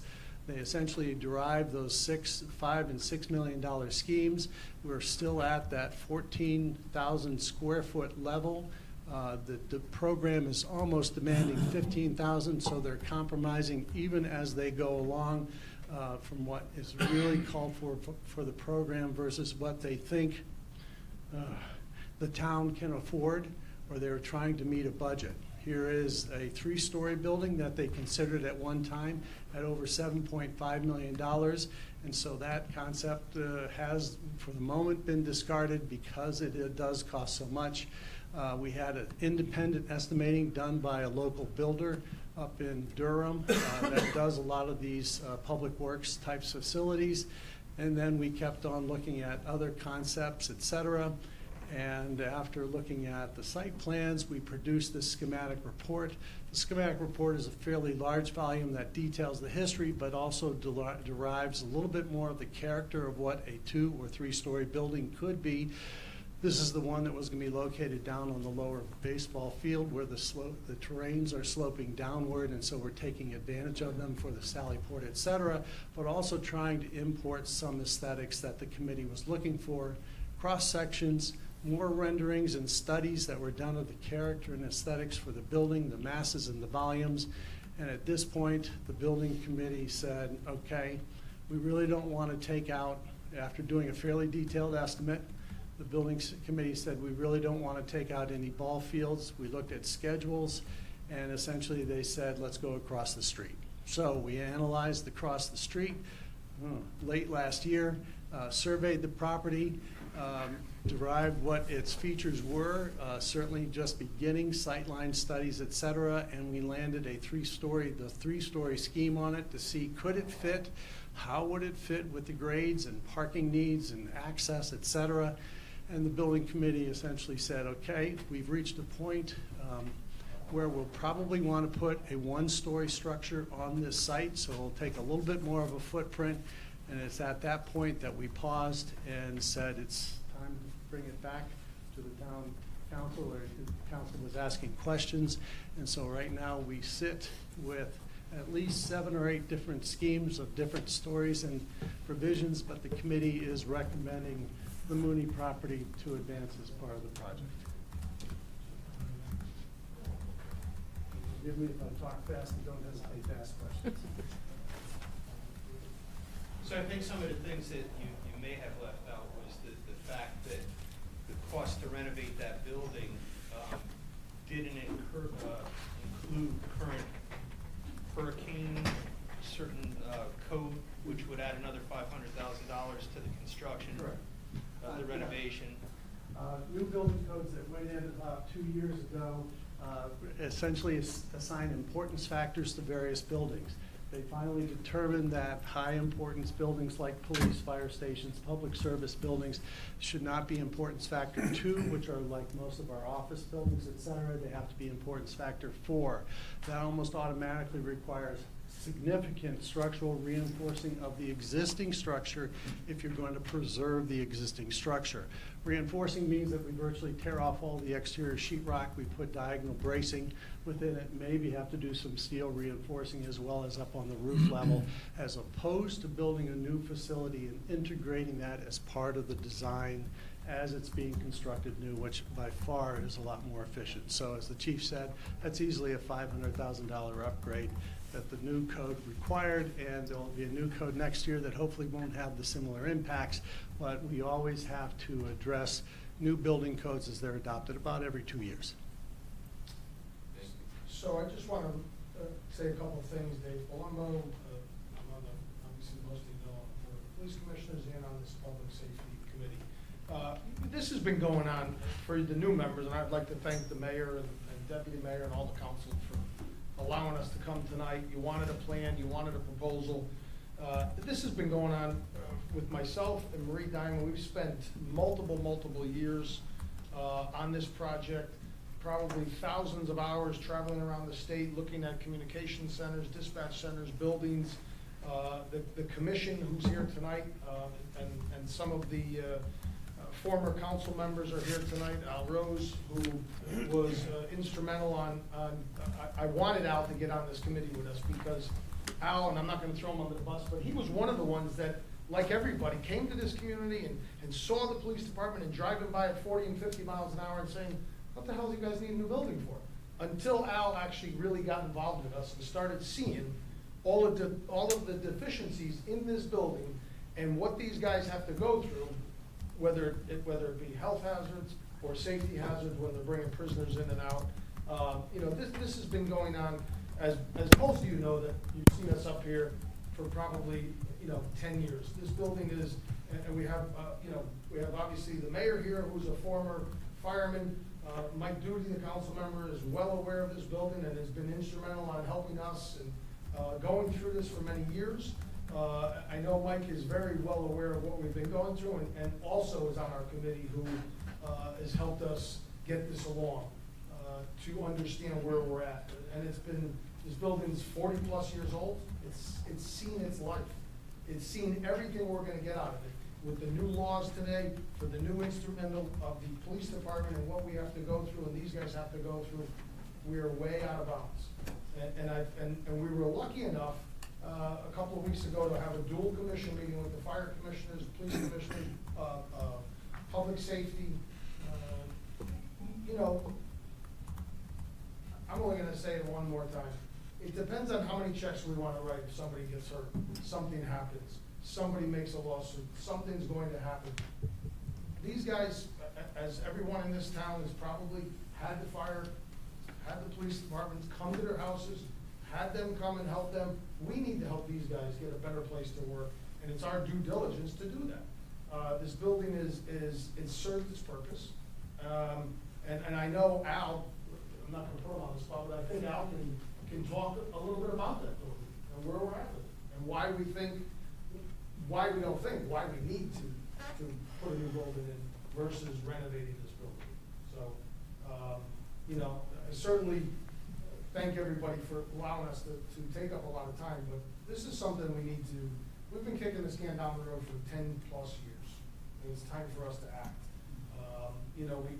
We have really good men and women that work with this department, that come to work every day and want a safe work atmosphere, a place to come and do what they have to do every day. And we're not doing ourselves any justice by not giving that to them. Al, thank you. Al Rose, 40 Valley Road, and boy, this feels different. I'm here asking you guys to spend money and stuff like that. So I hope that with all the years I sat there and was against all this sort of thing, that carries a little bit of weight with me coming up here and sincerely saying, guys, it's time to act. I'm embarrassed that we weren't able to act in the last council, because I think we all knew that we need to act. And I know it's really hard for you guys to sit up there and have to, move forward on something that, well, maybe there's some magical thing we could do. And I thought that for years. But when you go in that building, first of all, it was when it was first built, it was built as a poorly built residential building. And then, it was remodeled and they did a good job on it. But it just, there's no way we can remodel this thing and bring it up to the standard that we need to have it now. It doesn't get the, we can't get the square footage out of it. And we need to act. You guys need to act. We spent a lot of time, I went around to other towns, looked at things, because I'll tell you, and I had conversations with many of you that, how come we're not just going with 9,000 square feet? It's around 6 now, why couldn't we do that? And when you get into it and see what they have to do and, how much space they they need to build a building that's gonna last us for the next 50 years, you know, where they've landed is where they need to be. So, I hope you can find it in your stomachs to move this thing forward. Thank you. Thanks, Al. I'd just like to clarify one thing on the building. When we went through the process, obviously you've seen it all, we came up with the final concept for a one-story building across the street from the Poco Fest. Roughly 14 to 16,000 square feet for just close to 7.5 million. If we renovate the building with the new codes, it was over $8 million, but 1.2 million of it was temporary storage. Then another 200 grand after construction's done to get rid of the temporary facility. So at $7.5 million, one-story building was the best concept, the best economical concept, and fits the department needs across the street from the Poco Fest. There's no other options. I got on in 2018 and I probably got 1,000 hours into this. There's no other way around it. And if you're gonna do the renovation, you're gonna waste $1.2 million plus in temporary facilities, plus communications will not house in that existing building. So it's a twofold. If the new building goes up, with the new communications that's being designed by the two chiefs, that all can get encumbered into one building, and you don't have any disruption with our public safety. If you try to do it during renovations, it's nearly impossible, if not impossible, and the costs are dramatic. I just like one.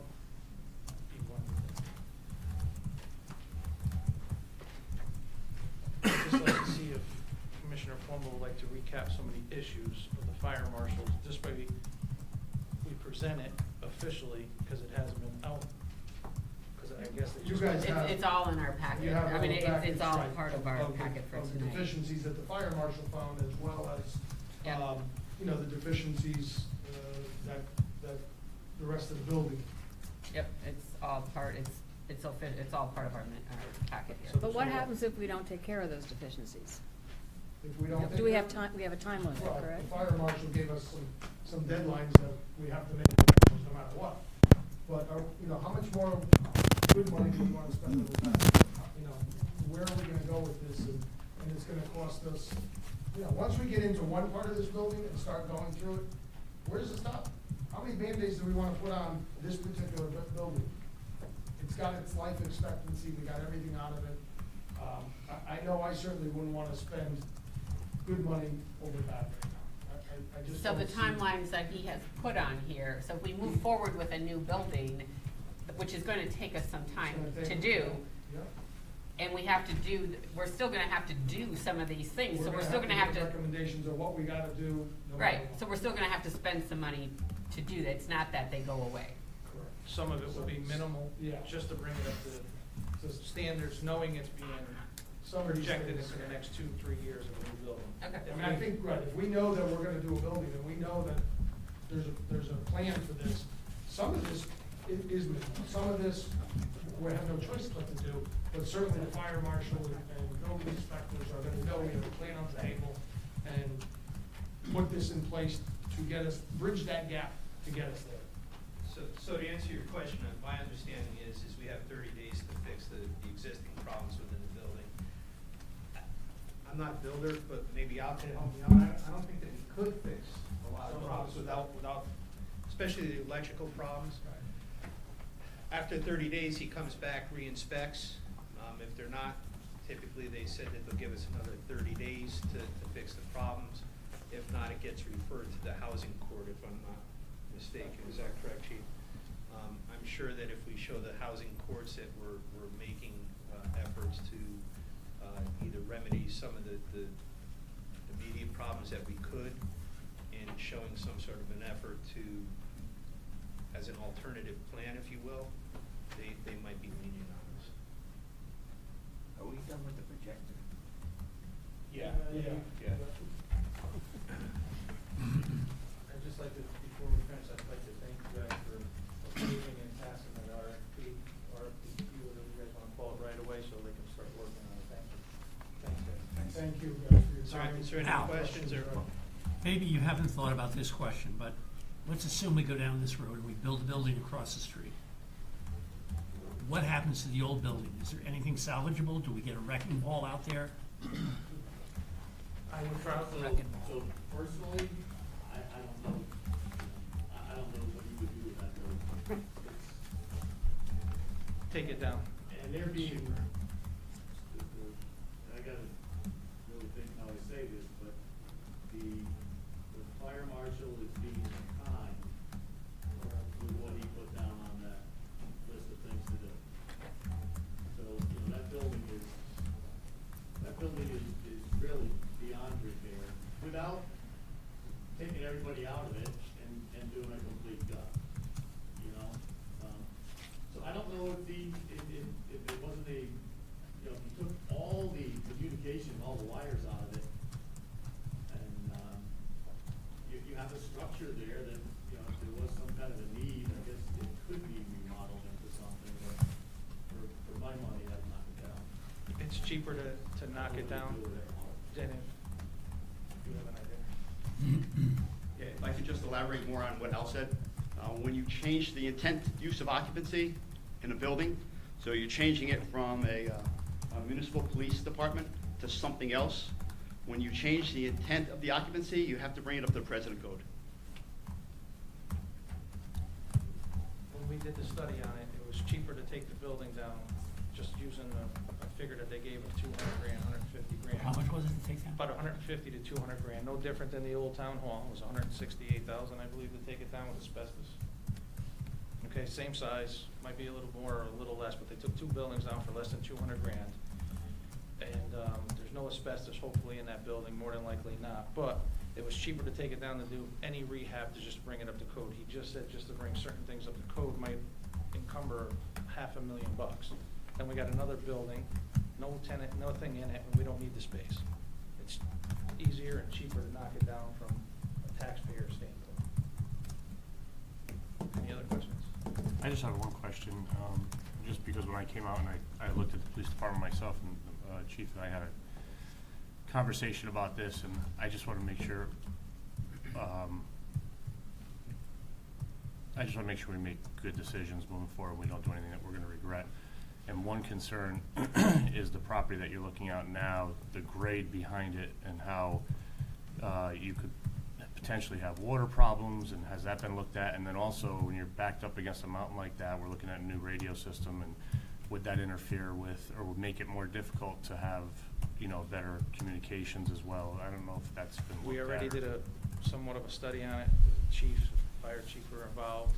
The point of the communications on that site, it's a prime location because it's a direct spot to what we have now. The water issue was already taken care of with water retentions. But the good part about it, when you layer it down, we need parking spaces for cars, accidents, whatever the police chief needs. You can make layers of parking lots cheap with some crushed stone and fence it in and make secured areas. There's 14 acres of land, if I'm not mistaken, right? There's plenty of room to utilize every square inch of it without any water issues. Okay. The way the building was designed, we took all the necessary steps. Franny Marola was nice enough to go out there and dig test pits. It's got good drainage. It's got some of the best gravel around. Okay. That and the fact that, the communication side of it, as Vic mentioned earlier, and some of us, is I would hate to have us do a radio system, try to put it into the building that we can't, and then we're gonna end up doing a building down the road. It's gonna cost us hundreds of thousands of dollars to move that radio system. It's ludicrous. No, that's not my point. I think most of us, I'm not gonna speak for everybody because I can't, but I know me personally, I'm in favor of a new building, without a doubt. That's not the point of what I'm saying. I'm just saying, I know you guys have looked across the street and people don't want to remove baseball fields and stuff, but if in the long run, we're gonna have less issues by putting something over there as opposed to putting something up against a mountain where there's water issues and stuff like that, I don't wanna, we keep talking about doing it in a way that it'll last us, 40, 50 years, but yet if we put it in the wrong spot and then it only lasts us 20 years, I don't want to make a mistake. There's more water issues at the baseball fields. Franny If you don't, there's more, where we originally planned, there's more water, what, 3 feet, 4 feet down, correct? If we dug down with a foundation. I don't know, well, it's gravel there, I don't know about the, I don't know.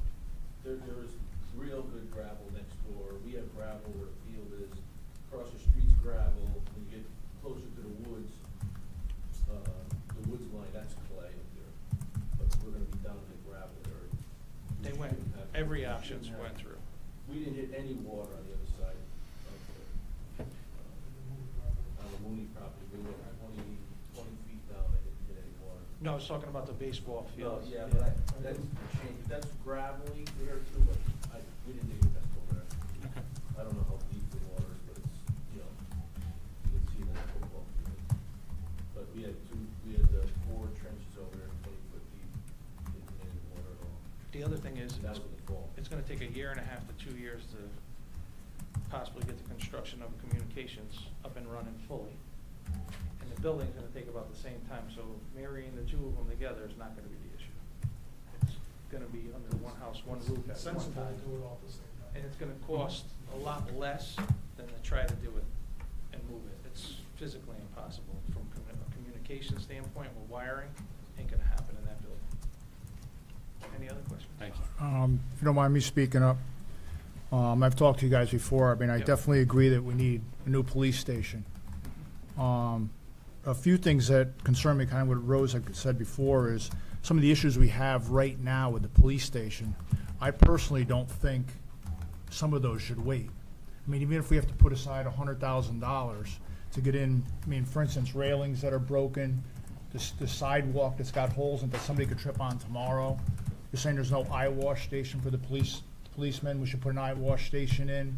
The septic's backing up into the shower where we have records. I mean, Well, that when- isn't something that we can just First of all, wait. because I heard that a lot tonight, and I thought the whole pumping of the system every quarter, that we weren't getting that issue.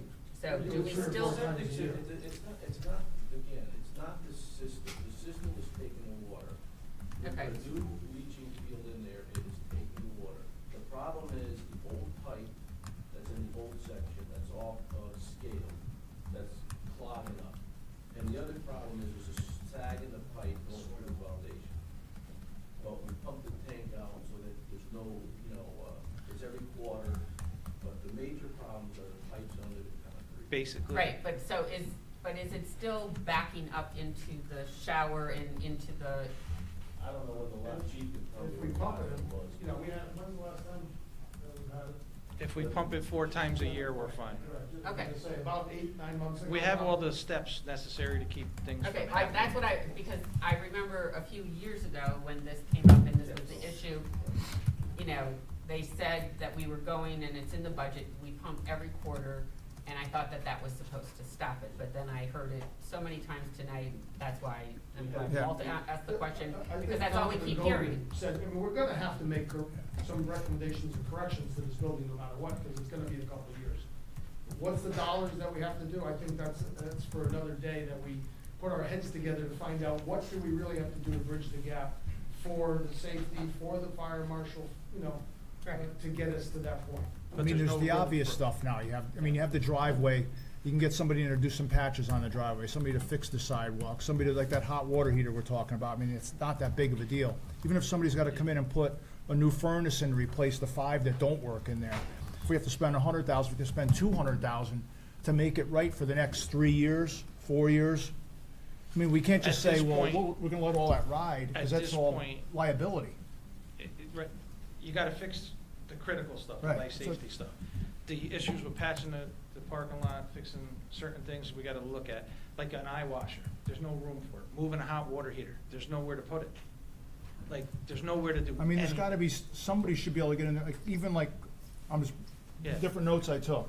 It looks like just some shelves would help in there. You got file things, there's things thrown on the floor, just The piled up problem on the is, floor. those are private and confidential files. You gotta bring them out into the Sally Port building. Those are major case files that you have to retain. Right. You can't get rid of them, you can't microfilm. Moving I'm them. saying put them on shelves. I'm But can saying you get rent a shelving. storage facility a secure storage facility to store them in for the 2 years, or however long it takes to build it so that you open up some space. Yes, it's gonna cost you some rental money, but is that the better option to get them out of there? I hate to put it in this way, but they dealt with it for 10 years.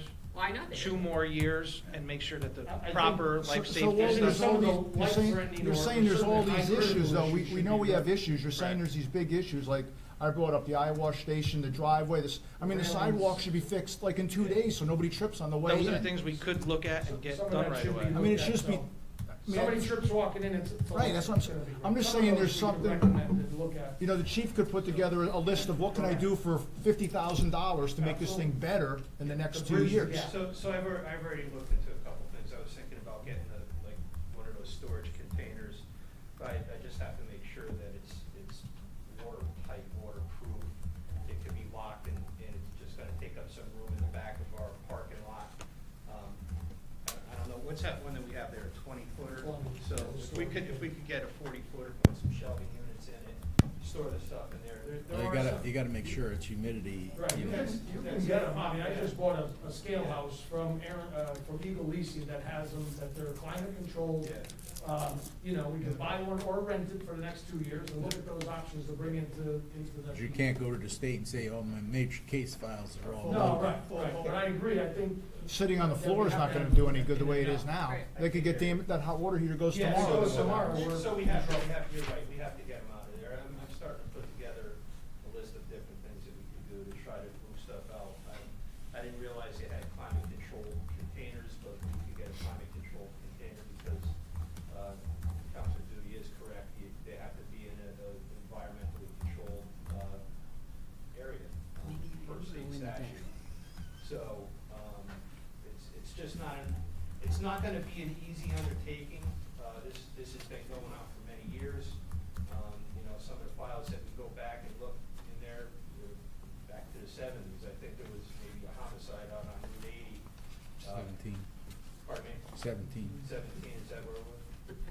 At a gas station. And one on Route 80. Yeah. At a gas station, They're right? both there. So yeah, there are a lot of things that we can't get rid of that we have to keep, and a lot of those records have to be kept in better.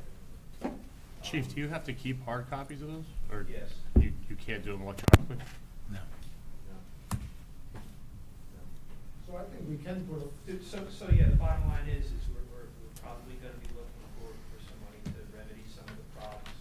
We'll try to keep it at a minimum, and hopefully it doesn't, depend upon where we get. The fire marshal's inspection is probably the most immediate concern to make sure that it's fire safe. There is no fire suppression within the building.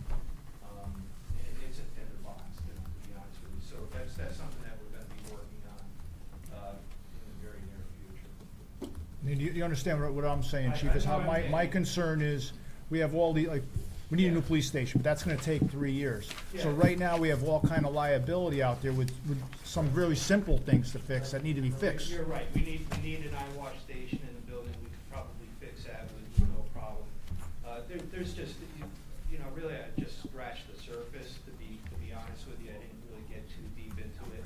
The issue with the officers bringing home clothes that may be contaminated with bodily fluid, we should have a cleaning service so that we can send the officers' uniforms to the cleaning service, so they don't have to bring home possible contaminants to their family.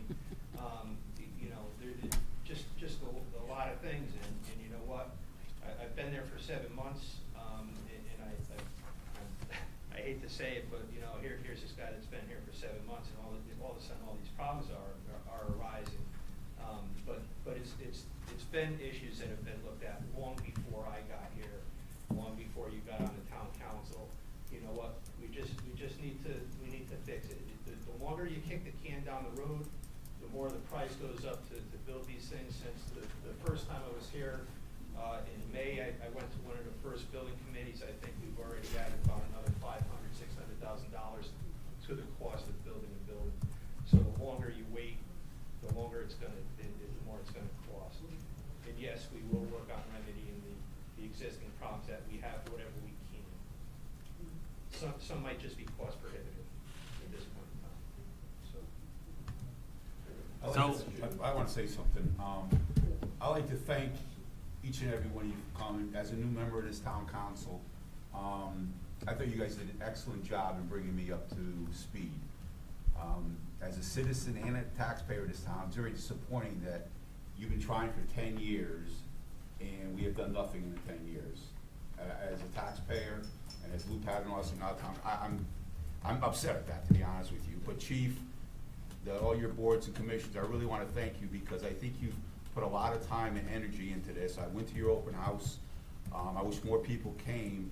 But as a new council member, you brought me up to snuff from 10 years ago to today. I want to just thank each and every one of you. Al, I've known you for years. I appreciate you coming out tonight.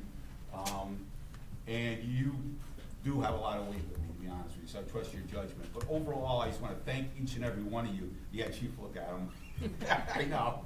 But seriously, thank you for updating me and bringing me up to snuff because as a citizen for 35 years, I drove by and I looked at it and said, oh, that's beautiful. We don't need anything.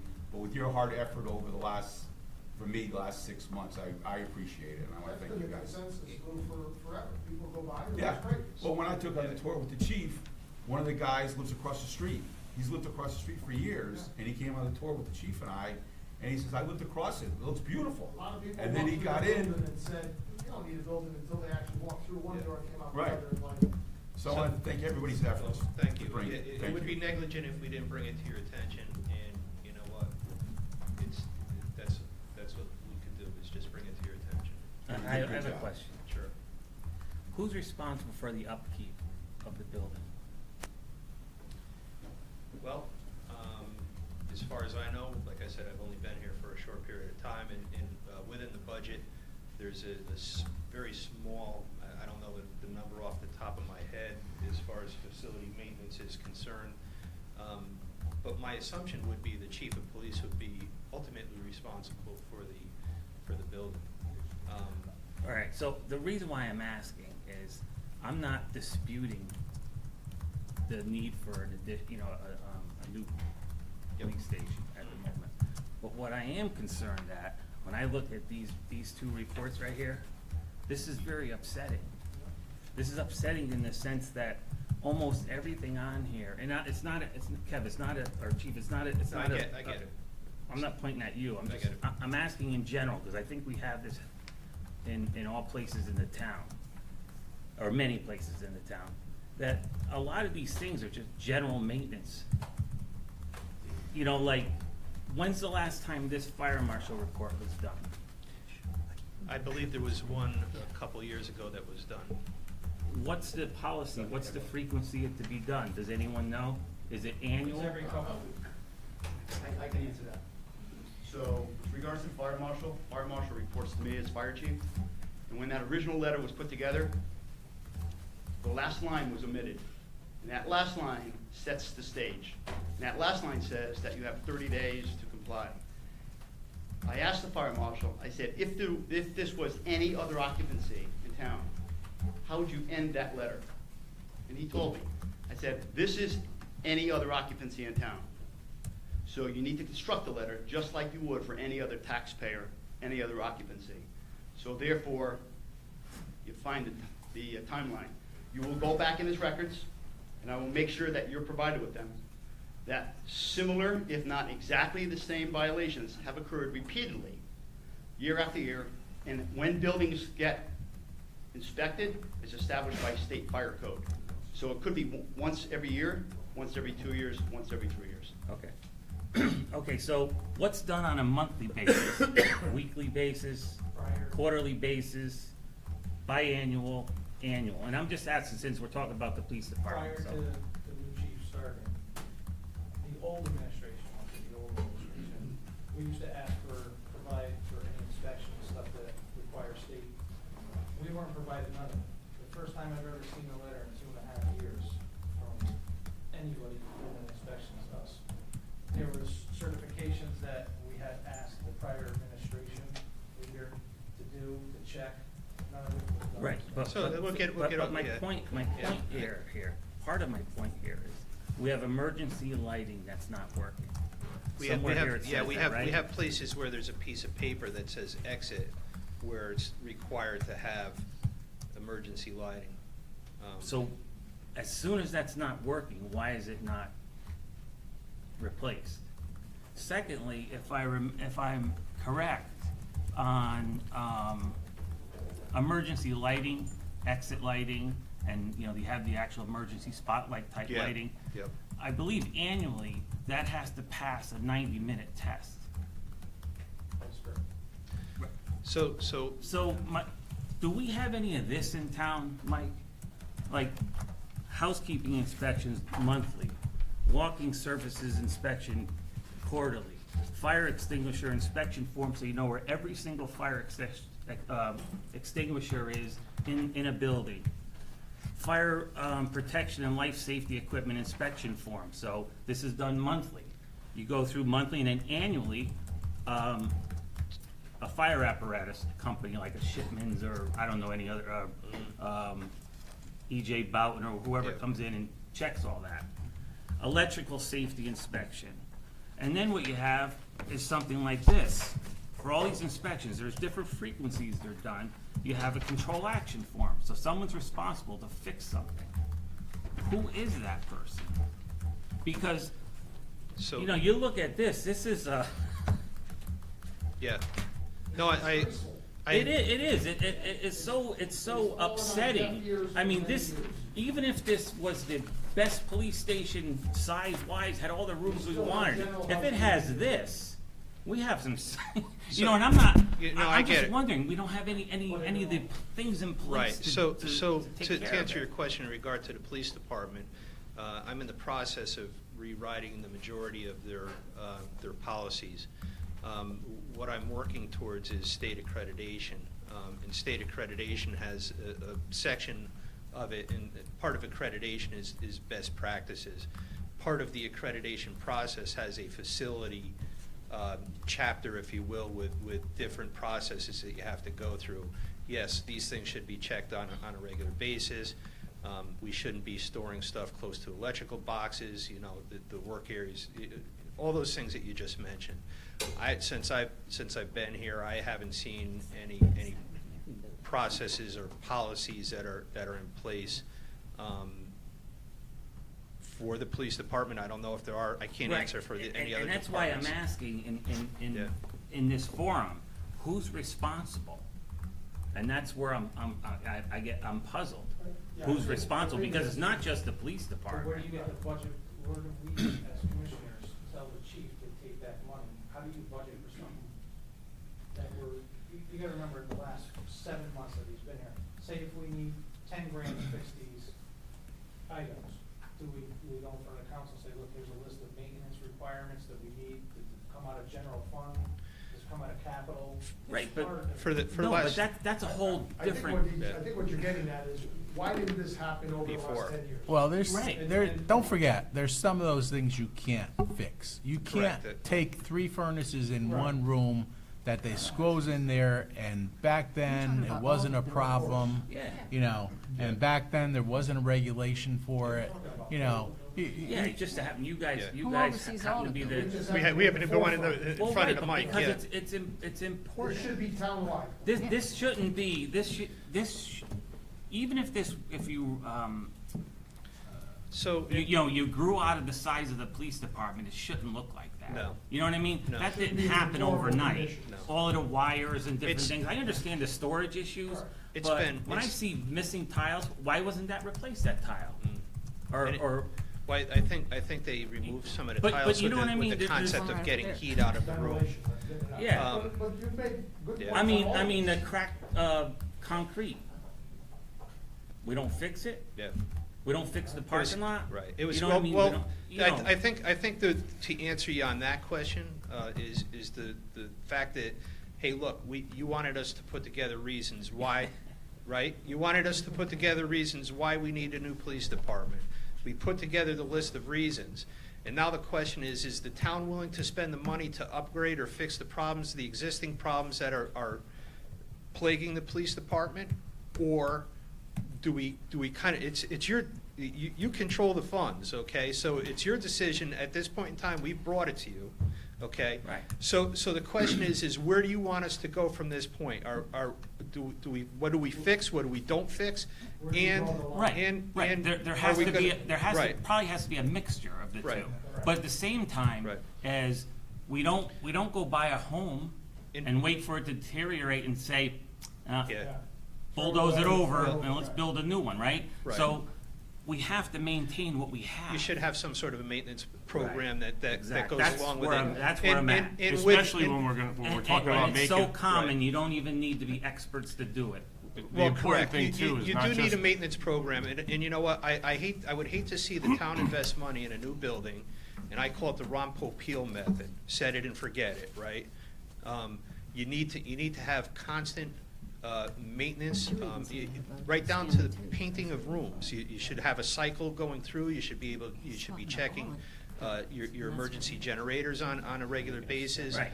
But it The all needs to whole- be documented and Correct. stored. I mean, I only brought a few of my Yeah, inspections. yeah, no, I get it, but that's something that I'm trying to work forward to. Yeah, whatever the frequency, whatever you determine the Yeah. frequency is, and that way when you find something that's not conforming, you fix it.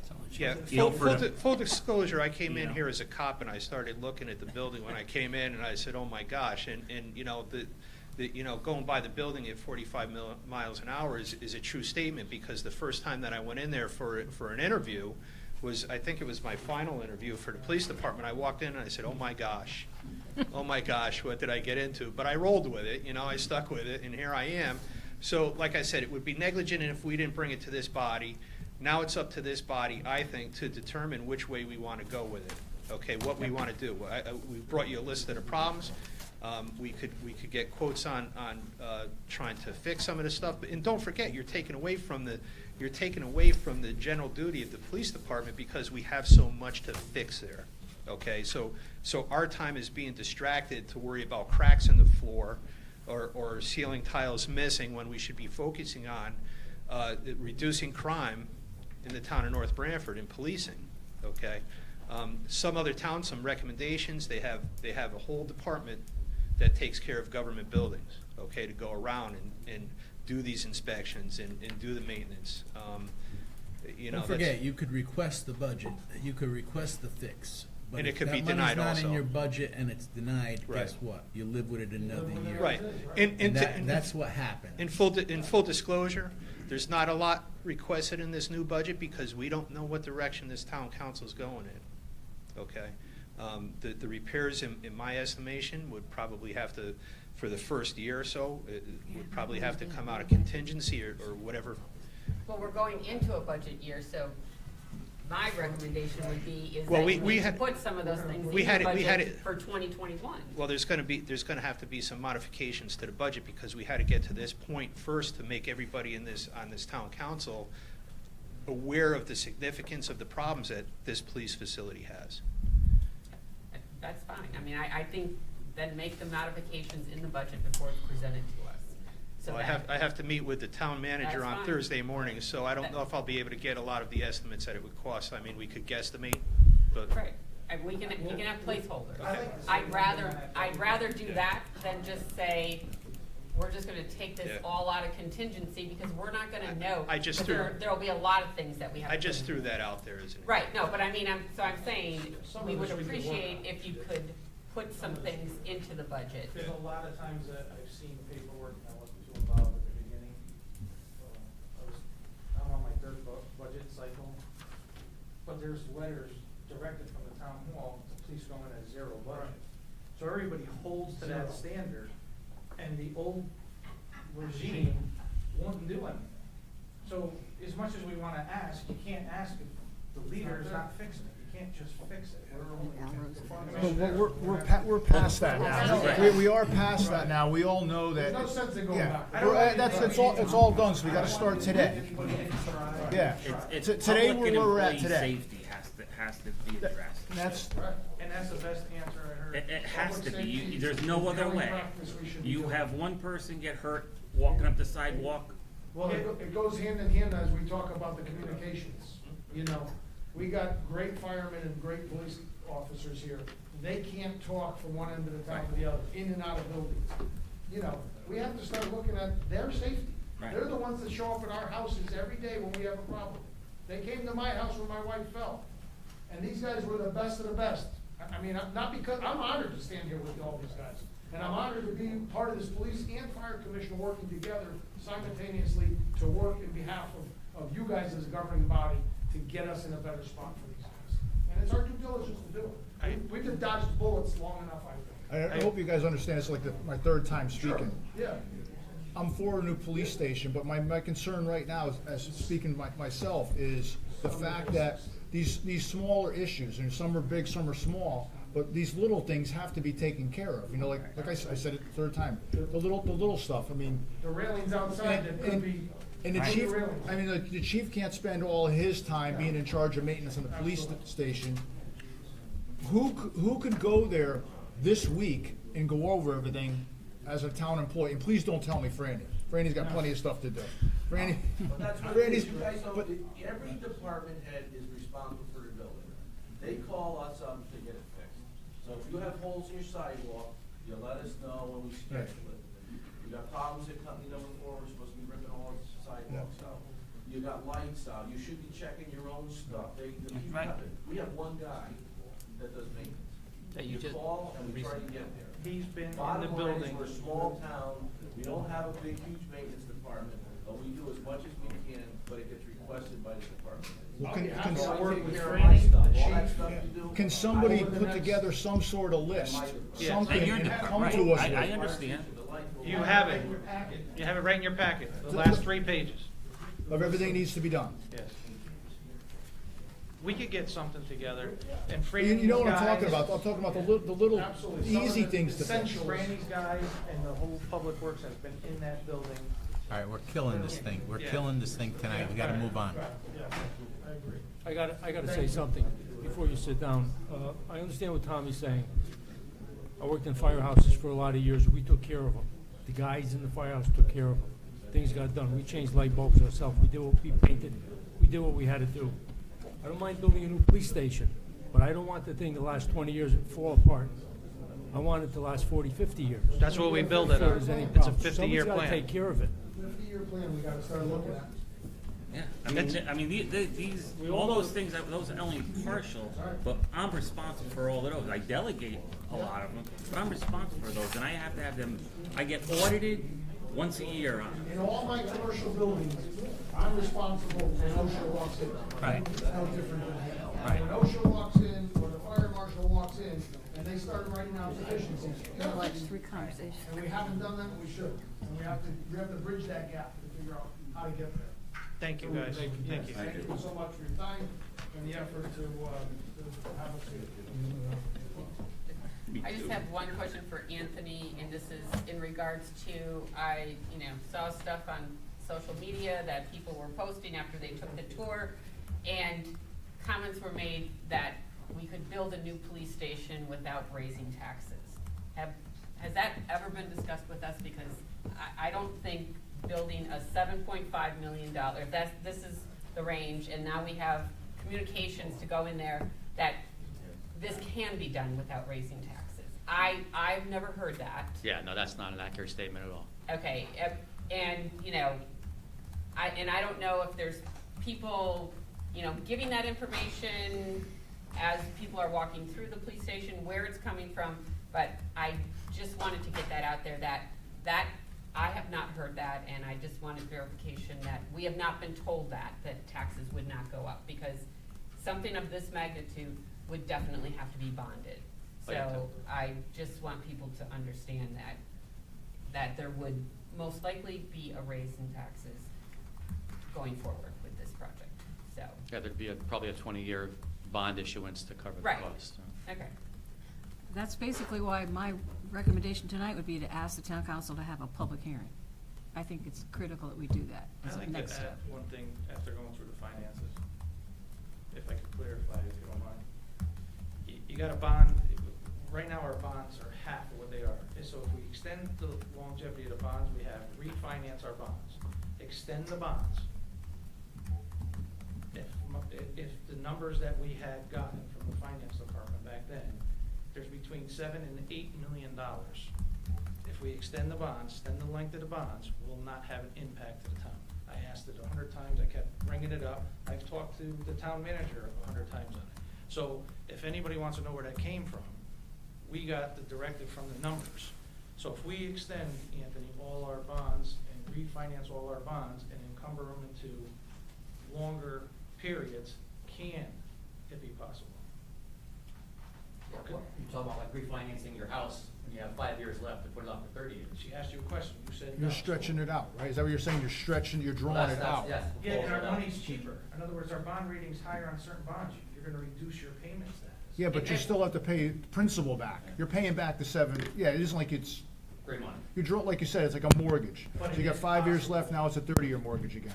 But we It is have, possible to do it. we have refinanced our bonds as they come along, and we've done a number of them. Correct. On there. Almost and- every one we refinance. Right. We haven't extended the term, we haven't taken that, so if we have 10 years left, we don't extend it back to 20. We typically have shortened the term and saved interest money. Right. But it is Okay. possible to do it without hurting the taxpayers. Right, but on the other side of that, we are also looking at the high school. So we have the high school, the police station, and dispatch, or communications, I should say, as a total package. And so that is what we will be struggling with here, because we have all of those packages, and they're all coming up at the same time. There was a few people that came through there, and just so we'll clarify it, I was the one who said it to a couple of the people in there, because the truth is you could extend it and get it done that way. The high school was never in play. I just learned of it right now. So if you're thinking of building a high school, then obviously no, but you can extend the duration of the loan, cheaper interest rates, get it done without affecting the taxpayers. Yes, you're gonna pay longer on principal, but the tax bases will cover it, and I get what you're saying, but it could be feasible for the communications and the police department by doing it. I'm not recommending it. It could be done if the taxpayers can afford it. Thank you. Thank you. Anthony, could you mock something up that you can give to the council to see what, if we did this, Right. and you, Impact. you know, I yeah. think to go to Councilor Angeloni's point, the white elephant in the room is the high school. Right. So this one is moderately priced, $7.5 million, whatever the number you come back for communications, tie a number in, 2, 3, whatever you say, some bonding costs, $10, $11 million. That's easily, swallowable, if you will. But the number on the high school could knock our socks off. You figure the reimbursement percentages we're gonna get and everything else. So if you look at it in totality, there's gonna be a significant. Right now, we have about $24 million of outstanding principal on our bonds. The high school alone, net, who knows what it's gonna be? It could be Yeah. double that in itself, if not more. Right. So, I'll have scenarios I can draw for you for encompassing everything. All right. Thank you. Thanks, Ian. Okay. Next is review of project administration proposal for North Branford Intermediate School and auditorium brickwork renovation. Before, Mr. Mayor, before we hit that, I thought there was going to be, I thought there was discussion about a hearing, and I did want to speak to that, unless we are done, and then it's not going to go to hearing. From a scheduling standpoint, I think if you're going to go to the hearing, you need to discuss it tonight, so you know where it falls within the budget schedule. And I think you probably want to have this on a separate night and not on a council. And I think you're talking about a public hearing in which we use the middle school auditorium, correct? Correct. Well, you had mentioned to me that maybe the second meeting in March might be a possible date, the second. Yeah, the second meeting Tuesday but it's a regular council meeting and budget if necessary, or other budget if you want to hear from other departments. And I just think a project of this magnitude with a public hearing, I think is going to draw a crowd. Well, can't we do it on the same night that we do the budget presentation? Because that's all we do is the Right, budget and that- yeah. presentation. Yeah. That would probably be a good idea. We could do it And then. so if we had, and that's a public hearing, so can we have 2 items on the agenda for that night to do the public hearing on the budget and also the public hearing on the police station? Pushing it off till Typically, it's a April council 7th. meeting, it's a regular council meeting, first at 7, and 8 o'clock you do the budget presentation. I don't know if you want to put a 9 o'clock, and then that would force that, like, almost like limit the taxpayer's ability to talk for an hour. I don't know if you want to, how you want to. Well, I was thinking,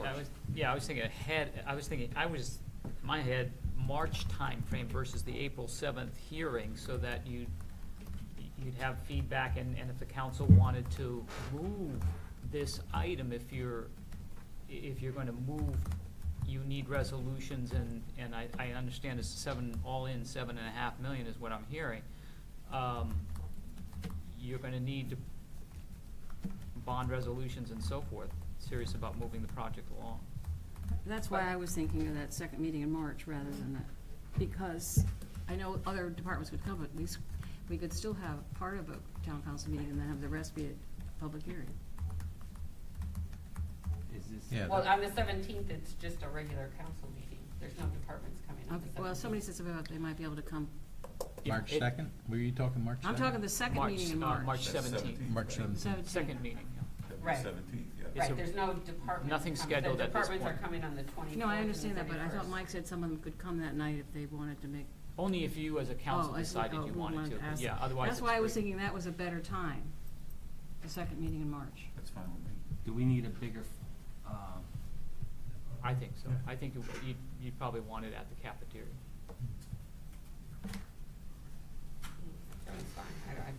17th's fine with me. Does it have to be a motion? Well, we'd have to, I guess we'd have to make a motion to set a public hearing date, So, and I'm- time. I'm gonna make a motion that the town council have a public hearing on the police facility on March 17th, 17th. I'll second it. 2020, Second. What time? at 7 PM. Seven. Or should we make it earlier? Well, I don't know, are we gonna do a council meeting? Then make it at 7:30. on the 17th? Yeah. St. Make it- Patrick's Day, just Make it, FYI. make it, I don't wanna Pardon? go, but. St. Patrick's Day. I know, I'll bring It's gonna be green We'll get cookies. town council meeting here. I'll bring cookies. Well, it may not affect us. You want me to but bring it corned beef might affect the sandwiches? community. That would be nice. You know Okay. anyone that does them that night? Yeah. Okay. What's he gonna bring? How long would the citizen statement be on that? Okay, how How about if I much say time at would the citizens have to 7:30? speak? Your rules, 5 minutes. 5 minutes. I'm making a motion at We're gonna be there a while. 7:30 on the 17th, I'll At- second. Okay, at NBIS. With the council starting at 7 and the public hearing starting at 7:30. Yes. Okay. a second. Did I get a Is anyone second? I'll second. Included? Okay. Yep. Okay, motion made by Councilor Diamond, seconded by Councilor Paternoster. Any discussion?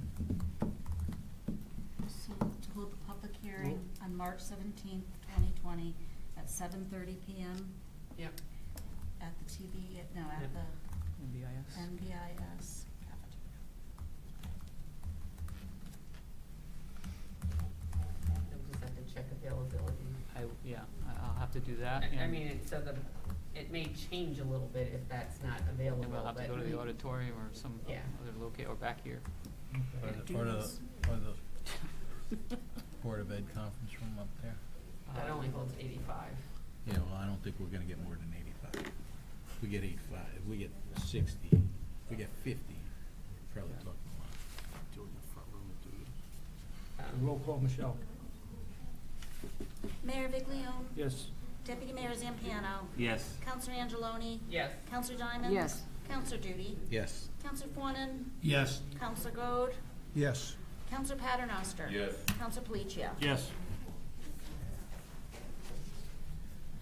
All right. Next is a letter from Connecticut DOT regarding construction. Actually, we gotta go. We're on B.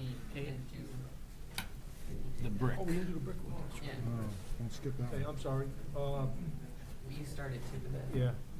Next is review of a project administration proposal for North Branford Intermediate School, an auditorium brickwork renovation. Right, so the bid is out on the street, comes back on March 11th, and I had supplied you with information from architect firm Martin Benazzi about potential construction administration or construction management with it. And the size and scope and the magnitude of this project, I think it is something that we want to consider. I do have a revised I don't know if you got copies, this just came in today, but they resubmitted because their original one that's in the packet indicates that it was only for the auditorium work only at $7,400, and they've added, and that they would also add the intermediate school for $10,000. So these clearly surpass our bidding threshold. So I think it's important that we have a construction management or construction administrator professional, somebody to come in to oversee this. And it should be for both, not just one or the other. And I think because of the magnitude, what I'd like to do is to go out and put an RFP together to get to the council to put out there so we can get this in line with this summer project to do this, so. Yeah, because it's not gonna start until June, even though we're opening the bids now, but it's Right. after school is out, correct?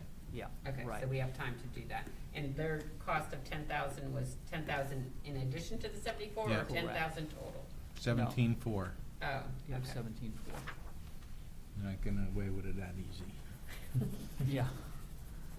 And so I think it. Is you know, that just plus, to ask plus to- bidding and negotiation for both of them? Well, Is that you an know, increase? it's in there, but I'm not sure that we need bidding and negotiations. I mean, that's something I'd take a look at, but I was just thinking more of, you know, not putting all of this on the Board of Ed, Bill Chody side, or wherever they're gonna assign, or, you know, I don't have the capability, technical We've capabilities. taken this project over in 2016 from them. I think we need to just continue on that. Yeah.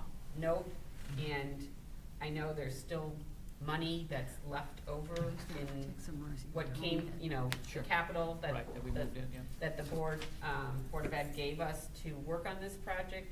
I just think for the estimated cost of this project, it is well worth the money to do this. Okay. Then what I'll do. And during the summertime, all of our town personnel that would get charged with going to do this have enough work on their plate in the summertime also. I mean, all year round, but especially in the summertime, I think we need an outside company. Okay, great, yeah, that, I'll And move my forward. What'd you personal say opinion. about bidding and negotiating? They put in bidding and negotiation, they had a figure of 1,300, you know, to review and assist with a review of bidding and negotiation. I have not yet talked to them about what kind of service that would involve, but, or to evaluate whether we need that or not. And the I'm- question was that only for the auditorium, or would that 1,300 also encompass the middle school? I think it'd definitely go up if you include the Yeah. middle school. So So do I. if we don't need that, and we could do bid-in negotiations on We could our- do add all and add that In-house. and see what that. Who you know. does that? Well, it comes back to us. Yeah, I know. Who? Your department? Yeah, tell You mean putting together the RFQ? And No, the bidding and negotiation. The purchasing department. Well, it has to go out for bid now. Okay. Because based on this estimate, it's another 10,000 for the middle school, so we're at 17,000, we're over the threshold. See, bidding and negotiation, they just basically review our bid that's going out on the street, just making sure there's no flaws in it. And then that's it. But we've done it so much, there shouldn't be a flaw. It's already done, the bids are out. Yeah. Yeah. Okay, all right. Great, then I'll work on that, bring that back, bring an RFQ to the council for approval. Thank you.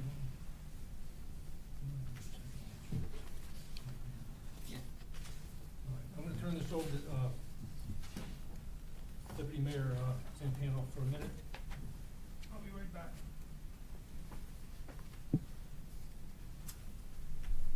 At the DOT. Okay, a letter from this Connecticut DOT regarding construction of roundabout at Route 1 and Route 22 and sidewalks. Briefly, this item was discussed a little bit at the last meeting. The state is doing a project at the intersection of Route 1 and Route 22, constructing a roundabout, also known as a traffic circle, at the intersection for traffic flow. As part of that, they've included sidewalks in the roundabout location to get pedestrian and bike traffic through the intersection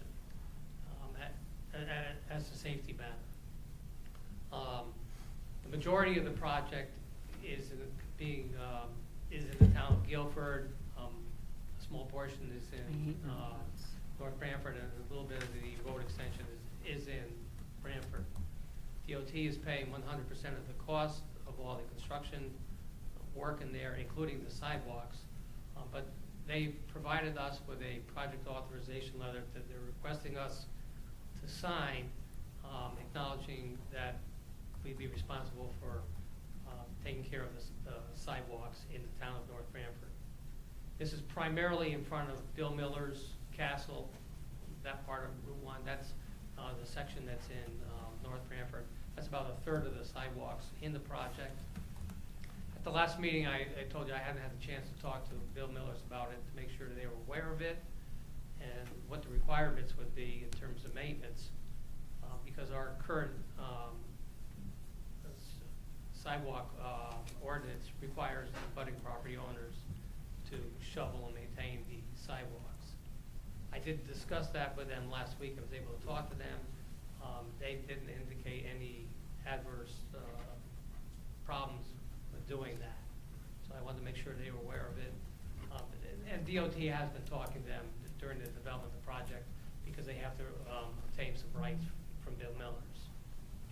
The town of Guilford has already signed off on their project authorization letter for sidewalks. They wanted to get a little more sidewalks in Guilford.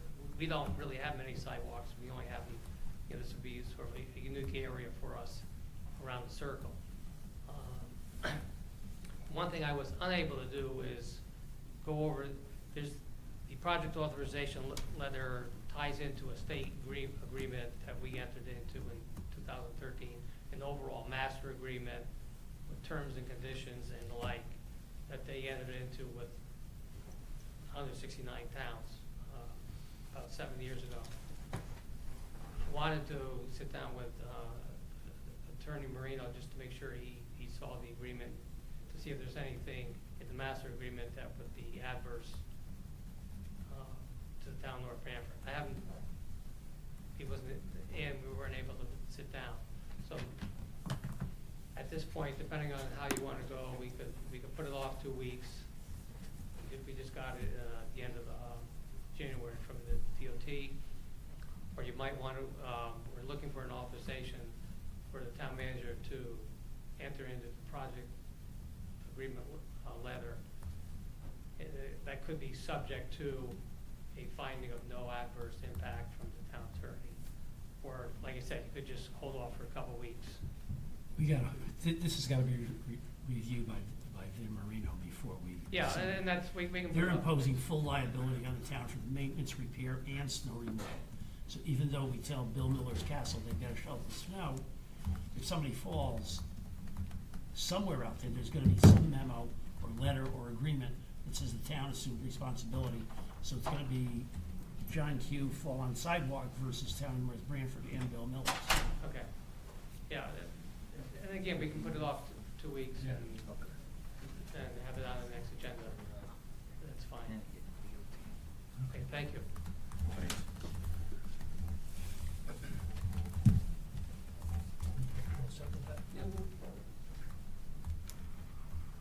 Hang on, I can't see. Fireworks. All right. Next is a letter from Connecticut DOT regarding. No, we did that. Just did it. Oh. We did that. Fireworks. Okay. Bradley, review and approval of RFP number 7, 2019-2020 bid specification for Poco fireworks.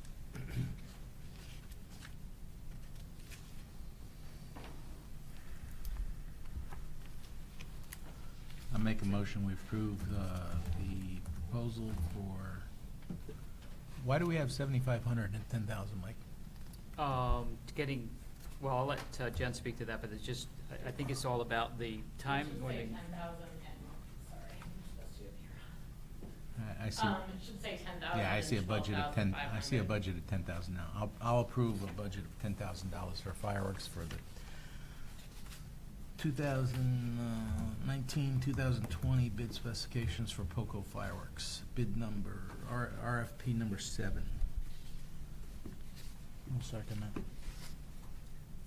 So Jen, is this basically the same It's the same one we sent out last every, year. that we've done for Yeah. the last number of years? Okay. So I just want to be sure I heard that down this end. Did we take out the 12.5 and it's just 10,000? Well, that's, I believe, the way Mike, so can you explain the two figures? Sure. Troy? Last year, we had sent out requests for proposals for a show at $7,500 and $10,000. We went with the $10,000 show. This year, we put the $10,000 show and then had a $12,500 option to give us the two So things to then, consider. and then, so you decide then after you get the bids in, whether you're going with the 10,000 or the 12.5? Correct. Which last year was 7,500. Last year was a 10,000. Right, but it was 7,510. Correct. That, you had two numbers. Yes. You went lower. This year you're going higher. We went up the one. Yep. So it really functions like an ad alternate then, right? I mean, you're looking, you want to see what you can get for 12.5. Correct. Okay, yeah, I think that's, So I'll withdraw my motion and change it to 12.5. So To you- get both. For, get, You really want Yeah, a budget either, showing two. either the Correct. 10 or the 12.5. okay, Right. perfect. Thank you. And who's second? I'll second that. Oh, Walt. Walt. Okay. Motion was made by Counselor Duty, seconded by Counselor Gold. And any discussion? Roll call. Mayor Viglione? Yes. Deputy Mayor Zampiano? Yes. Counselor Angeloni? Yes. Counselor Diamond? Yes. Counselor Duty? Yes. Counselor Fawnin? Yes. Counselor Gold? Yes. Counselor Paternoster? Yes. Counselor Palicia? Yes. Then they have to change that bid proposal page, because it's still got the 7,500 for Okay, 10. I'll send Michelle an email. Okay, next is discussion regarding beer and wine for Potato Festival, a time and location. No, You missed E. E. Equipment rental. Bid number All right. 5, contractors equipment. Award of bid number 5, 2019-2020 contractors equipment rental. I'll approve that. I'll make a motion that we award bid number 5, 2019-2020 contractors rental, equipment rental. Per. I'll second.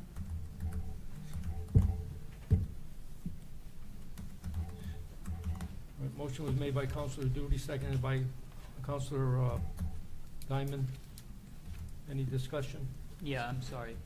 The, actually typo on the agenda, it should read, in the motion should reflect award of bid number 15. Oh, okay, yeah.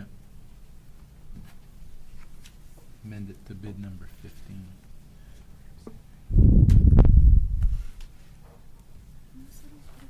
So is this to approve the list, right? And the rental company, whoever, okay.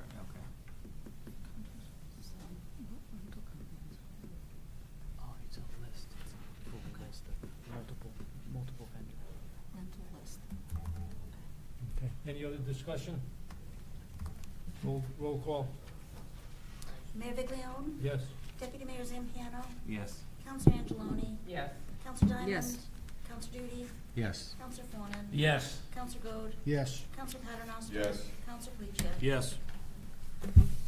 Next is financial report, January No. 30. Yeah, now we're on F. So you marked it off, that's why you think we did it. So we're on F now, because we didn't do that. I'm gonna let you do this. All right, okay, now I got it straight. This discussion regarding beer and wine? Yeah, that's where we are. Okay, for Potato Festival, time and location. Yeah, every year we need this approval from the council, but this is to, obviously ahead of the event, when we have the event under the tent, and also for beer and wine on Sunday. So Jen, I know last year you moved it, because this will be the third year. Correct. That you're doing this. So the first year it was down on the football field, away from the Yeah, festival. far away. Last year you moved it right onto the fairgrounds. Mhm. Was that much better? That's right, you weren't there. So- I mean, I was kind of You were there. there, I yes. did go to it, and it was great. It was nice, it was convenient, it seemed like more people went. I think there was a few more people who bought day of tickets, and they were able to kind of cross-promote between the information booth and where the beer and wine tent would be, and we used it for a couple other new things. We had a nonprofit night on Friday, and we had kid crafters come in and sell their little crafts on Saturday, which was nice So is addition that to. the intention this year also to follow that format from last year? It is. Okay. And then there's 2 tastings on Sunday? Yeah, and so there's- last year they did 11 to 12:30 and then 1:30 to 3. So that kind of pushed down to the 5K. So the 5K runners got a discount on that first tasting. Okay. So I would like to make a motion to approve the request of the POCO Festival organizers to hold a beer and wine tasting event on Sunday, August 9th, 2020 on town property, granting them an exemption under Chapter 88-13K of the town ordinances, and any exemptions granted by the council shall be subject to the provisions of the Connecticut General Statutes relating to the sale and distribution of alcoholic beverages. Second. Motion was made by Counselor Angeloni, seconded by Counselor Duty. Any discussion? Just one quick thing, I know everybody wants to get out of here, but does that include local businesses? Is that what the tasting is? Yeah, it's all Connecticut. I think that maybe there was one from Rhode Island, but they're breweries and wineries that are all local. Because I know we're developing a lot of that in town, and it would be a great. Yeah, Alex DeFrancesco actually really started it and did most of the legwork and getting it going, so he's been really huge in getting all of that done. Okay, thank you. Rose, does that cover the Thursday night event too, just to make sure we're all? It didn't. I was just gonna do that at a later time. I just wanted to get. Okay, we're good? Yeah. Thank you. Thanks. Thank you. Roll call. Mayor Viglione? Yes. Deputy Mayor Zampiano? Yes. Counselor Angeloni? Yes. Counselor Diamond? Yes. Counselor Duty? Yes. Counselor Fawnin? Yes. Counselor Goad? Yes. Counselor Paternoster? Yes. Counselor Pelicia? Yes. Okay, now financial report. Just 2 items I want to point out to you. The top line, tax collections, again, just about on target with last year. On the bottom side of the expenditure column, you'll notice that the debt service line is over expended, and that's because of the refinancing cost. If you can look at the top part of the page, the third item up from the bottom of the revenue, bond proceeds. It's shown as a revenue, and then the costs are down below. Obviously, we didn't budget for the refinancing, but the revenue that we bring in as part of the bond sale more than covers it. Aside from that one note of being over expended, which will make a transfer, there's nothing to report, remains unremarkable. I'm sorry, what did you say? Unremarkable. Thank you. Next is appropriation transfers. Yeah, one correction on the form, it should be Department 4240, not 4140. So 4240-103 going to 4240-102. And that was it. It was a formula error on the part-time dispatcher's salary that Chief Halloran caught. And the result is going to be significantly overexpended, and he's covering that with the overtime account. So it's $12,500 going from 4240-103 to 4240-102. I'll move the appropriation transfer for fiscal year 2019-2020 for $12,500. Second. Motion made by Counselor Duty, seconded by Counselor Angeloni. Any discussion? Roll call. Mayor Viglione? Yes. Deputy Mayor Zampiano? Yes. Counselor Angeloni? Yes. Counselor Diamond? Yes. Counselor Duty? Yes. Counselor Fawnin? Yes. Counselor Goad? Yes. Counselor Paternoster? Yes. Counselor Pelicia? Yes. All right, next is approval of tax refunds. So moved. Second. Motion made by Counselor Angeloni, seconded by Counselor Diamond. Any discussion? Roll call. Mayor Viglione? Yes. Deputy Mayor Zampiano? Yes. Counselor Angeloni? Yes. Counselor Diamond? Yes. Counselor Duty? Yes. Counselor Fawnin? Yes. Counselor Goad? Yes. Counselor Paternoster? Yes. Counselor Pelicia? Yes. Next, we have citizen statements and petitions. I got a FYI, just got a letter today from Wallingford Electric. They're gonna be starting their vegetation program in the Northford section. So from basically the town garage all the way to Wallingford, they're gonna start pruning back trees, which is another big thing. UI has been working down the south end, so we've got a lot of tree work this year between us and them. But they're gonna get started. I can't remember the date off the top of my head, but it's probably starting in March. So they'll be working for, They're using a tree service, yeah, Lewis Tree or whatever? yeah, whoever they contract out. So they'll be all over that whole section. It's not just a little section, it's everything. And UI is, I think, just about finishing up. But they contact us, you know, they let us know what's going on. They still have to get permits for trees, not permits, but they call up and ask permission, and we gotta print something out. And then also I got a call from the Congregational Church in Northford. I guess they're gonna be putting up the steeple, next week. What day are they doing that, Franny? I'm not sure they're gonna call me because they need a little bit of help there. Because I think a lot of people are gonna show up for that. But she's gonna let me know. She's gonna call me when she gets an actual date. But it's supposed to be next week. Does the utility company, do they pay for that tree trimming? Do they pay? Yeah. Oh. Yeah, they pay contract. Oh. Hey, Frank, can you have Wallingford run a wire to my house? Yeah, yours and mine. Yeah, yours. Over the mountain. All right, citizen statements and petitions? Nothing?